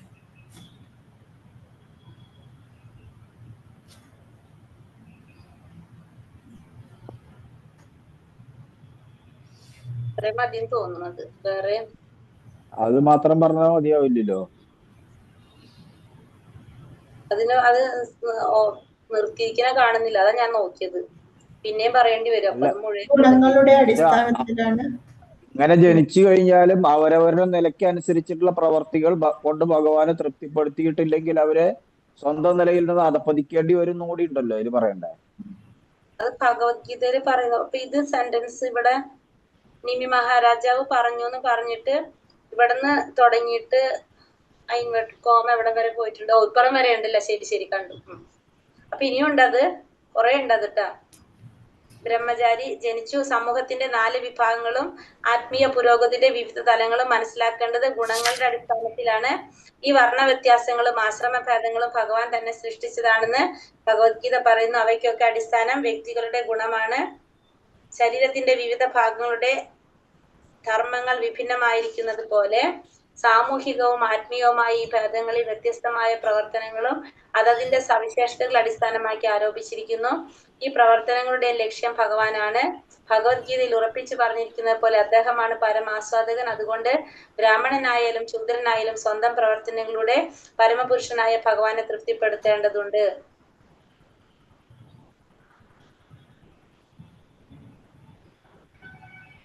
ഇത് ഒന്ന് അതില് നമുക്ക് ഭാഗവതത്തിന്റെ ശ്ലോകത്തിലല്ല പറയണത്. അത് അടിച്ചു നോക്കി കഴിഞ്ഞാൽ അറിയാൻ പറ്റട്ടെ ഇത് ഇത്രയും വേണോന്നുള്ളത്. ഭാഗവതം 11-ാം സ്കന്ധം 5-ാമത്തെ അധ്യായം 2-3 ശ്ലോകം എത്രയും വേണമെന്നുള്ളത് അതിൽ പറഞ്ഞിരിക്കുന്നതിൽ വിവർത്തനത്തിൽ എത്രയും കൊടുത്തിരിക്കുന്നത് അത് നോക്കിയാൽ മതി കേട്ടോ. ഇതിൽ ഇത്രയും വേണ്ടെന്നൊരു തോന്നി. എന്തായാലും അത് മനസ്സിലാക്കിയിട്ട് നമ്മളുടേതായ രീതിയിൽ നമുക്ക് മനസ്സിലാക്കി വെക്കാം. അത് അറിയാൻ വേണ്ടിയിട്ട് പറയുന്നതാണത്. അടുത്തത് ഓരോരുത്തരും അവരവരുടെ നിലയ്ക്കനുസരിച്ച് പ്രവർത്തികൾ കൊണ്ട് ഭഗവാനെ തൃപ്തിപ്പെടുത്തേണ്ടത് എങ്ങനെ? അതിപ്പോ നമ്മൾ ഈ പറഞ്ഞത് തന്നെ അല്ലെ. ഓരോരുത്തരും അവരവരുടെ നിലയ്ക്കനുസരിച്ച് പ്രവർത്തികൾ കൊണ്ട് ഭഗവാനെ തൃപ്തിപ്പെടുത്തുക. എല്ലാവരും സ്വധർമ്മം പ്രവർത്തിക്കണം. പിന്നെന്താണ്? ഏത് പ്രവർത്തനങ്ങളും കൃഷ്ണാവബോധത്തോടെ പ്രവർത്തിക്കണം, ലൗകികമായാലും വൈദികമായാലും. രണ്ടായാലും എല്ലാവരും അവരവരുടെ നിലയ്ക്കനുസരിച്ച് പ്രവർത്തിക്കാൻ. അല്ലെങ്കിൽ എന്താണ് സംഭവിക്കുന്നത്? അവര് അധപതിച്ചു പോകും. ഭഗവാനെ തൃപ്തിപ്പെടുത്താൻ കഴിയും, എല്ലാ ആഗ്രഹങ്ങളും സാധിക്കും, സന്തോഷവും സമാധാനവും കൈവരും. അതല്ലെങ്കിൽ നമുക്ക് അധപതനം സംഭവിക്കുന്നതും കൂടിയിട്ട് അതില് പറയുന്നത്. എല്ലാ ജീവാത്മാക്കളുടെയും നിലനിൽപ്പിന് ആധാരം ആരാണ്? ഭഗവാൻ. ഈ ലോകം ഭഗവാൻ അതെന്താ അറിയില്ല മാതാജി, അത് ഭഗവാൻ അല്ല, പഠിച്ചിട്ട് കുറച്ച് ആലോചിച്ചിട്ട് പറയുന്നത്. രാമൻ ആരാന്ന് ചോദിക്കുമ്പോ പെട്ടെന്ന് അത് ഭഗവാൻ. എങ്ങനെ വൈകുണ്ഠമാക്കി തീർക്കാൻ സാധിക്കും? ഈ ലോകത്തെ മുഴുവൻ വൈകുണ്ഠമാക്കി തീർക്കാൻ എങ്ങനെ സാധിക്കാം? അത് ഈ എല്ലാ വർണ്ണാശ്രമത്തിലുള്ളവരും എല്ലാവരും തമ്മിൽ സഹകരണത്തോടെ പ്രവർത്തിച്ചാൽ തമ്മിൽ പൂർണ്ണമായ സഹകരണവും അതിന്റെ ഫലമായി സമൂഹത്തിന് മൊത്തത്തിൽ ആത്മീയമായ പുരോഗതി. ഭാഗവതത്തിന്റെ അനുശാസനങ്ങൾക്ക് അനുസൃതമായി ജീവിക്കുക, കൃഷ്ണാവബോധത്തിന്റെ ധർമ്മങ്ങൾ പ്രാവർത്തികമാക്കുകയും ചെയ്തു കഴിഞ്ഞാല് എല്ലാവർക്കും എല്ലാ തരത്തിലും ആ സമൂഹം മുഴുവനും സുഖത്തിൽ അനുഭവിക്കാൻ നമുക്ക് വൈകുണ്ഠമാക്കി തീർക്കാനായിട്ട് സാധിക്കും. കൃഷ്ണാവബോധത്തിൽ തുടരുക, സമൂഹം മുഴുവൻ അതിന്റെ ധർമ്മങ്ങൾ പുലർത്തുക, കൃഷ്ണാവബോധത്തിൽ ജീവിതം തുടരുക, എല്ലാ അംഗങ്ങൾക്കും സമാധാനവും സന്തോഷവും കൈവരും. ഒന്നിനും കുറവില്ലാതെ വരുമ്പോ ലോകം മുഴുവനും വൈകുണ്ഠമായി തീരും. നാരദ പഞ്ചരാത്രത്തിൽ ഭക്തി സേവനത്തിന്റെ നിയാമക തത്വങ്ങളെ കുറിച്ച് പറയുന്നത് എന്താണ്? ഭഗവാന്റെ തൃപ്തിയെ ലക്ഷ്യമാക്കിക്കൊണ്ടുള്ള ഏത് കർമ്മവും ഭക്തിയുത സേവനത്തിന്റെ നിയാമക തത്വമായി അംഗീകരിക്കുന്നു. ആചാര്യന്മാർ അംഗീകരിക്കുന്നു. ഒരു ഗുരുവിന്റെ നിർദ്ദേശപ്രകാരം ഭഗവാന് വേണ്ടി ക്രമമായി ചെയ്യുന്ന ഏത് സേവനവും ഭഗവത് സേവനത്തില്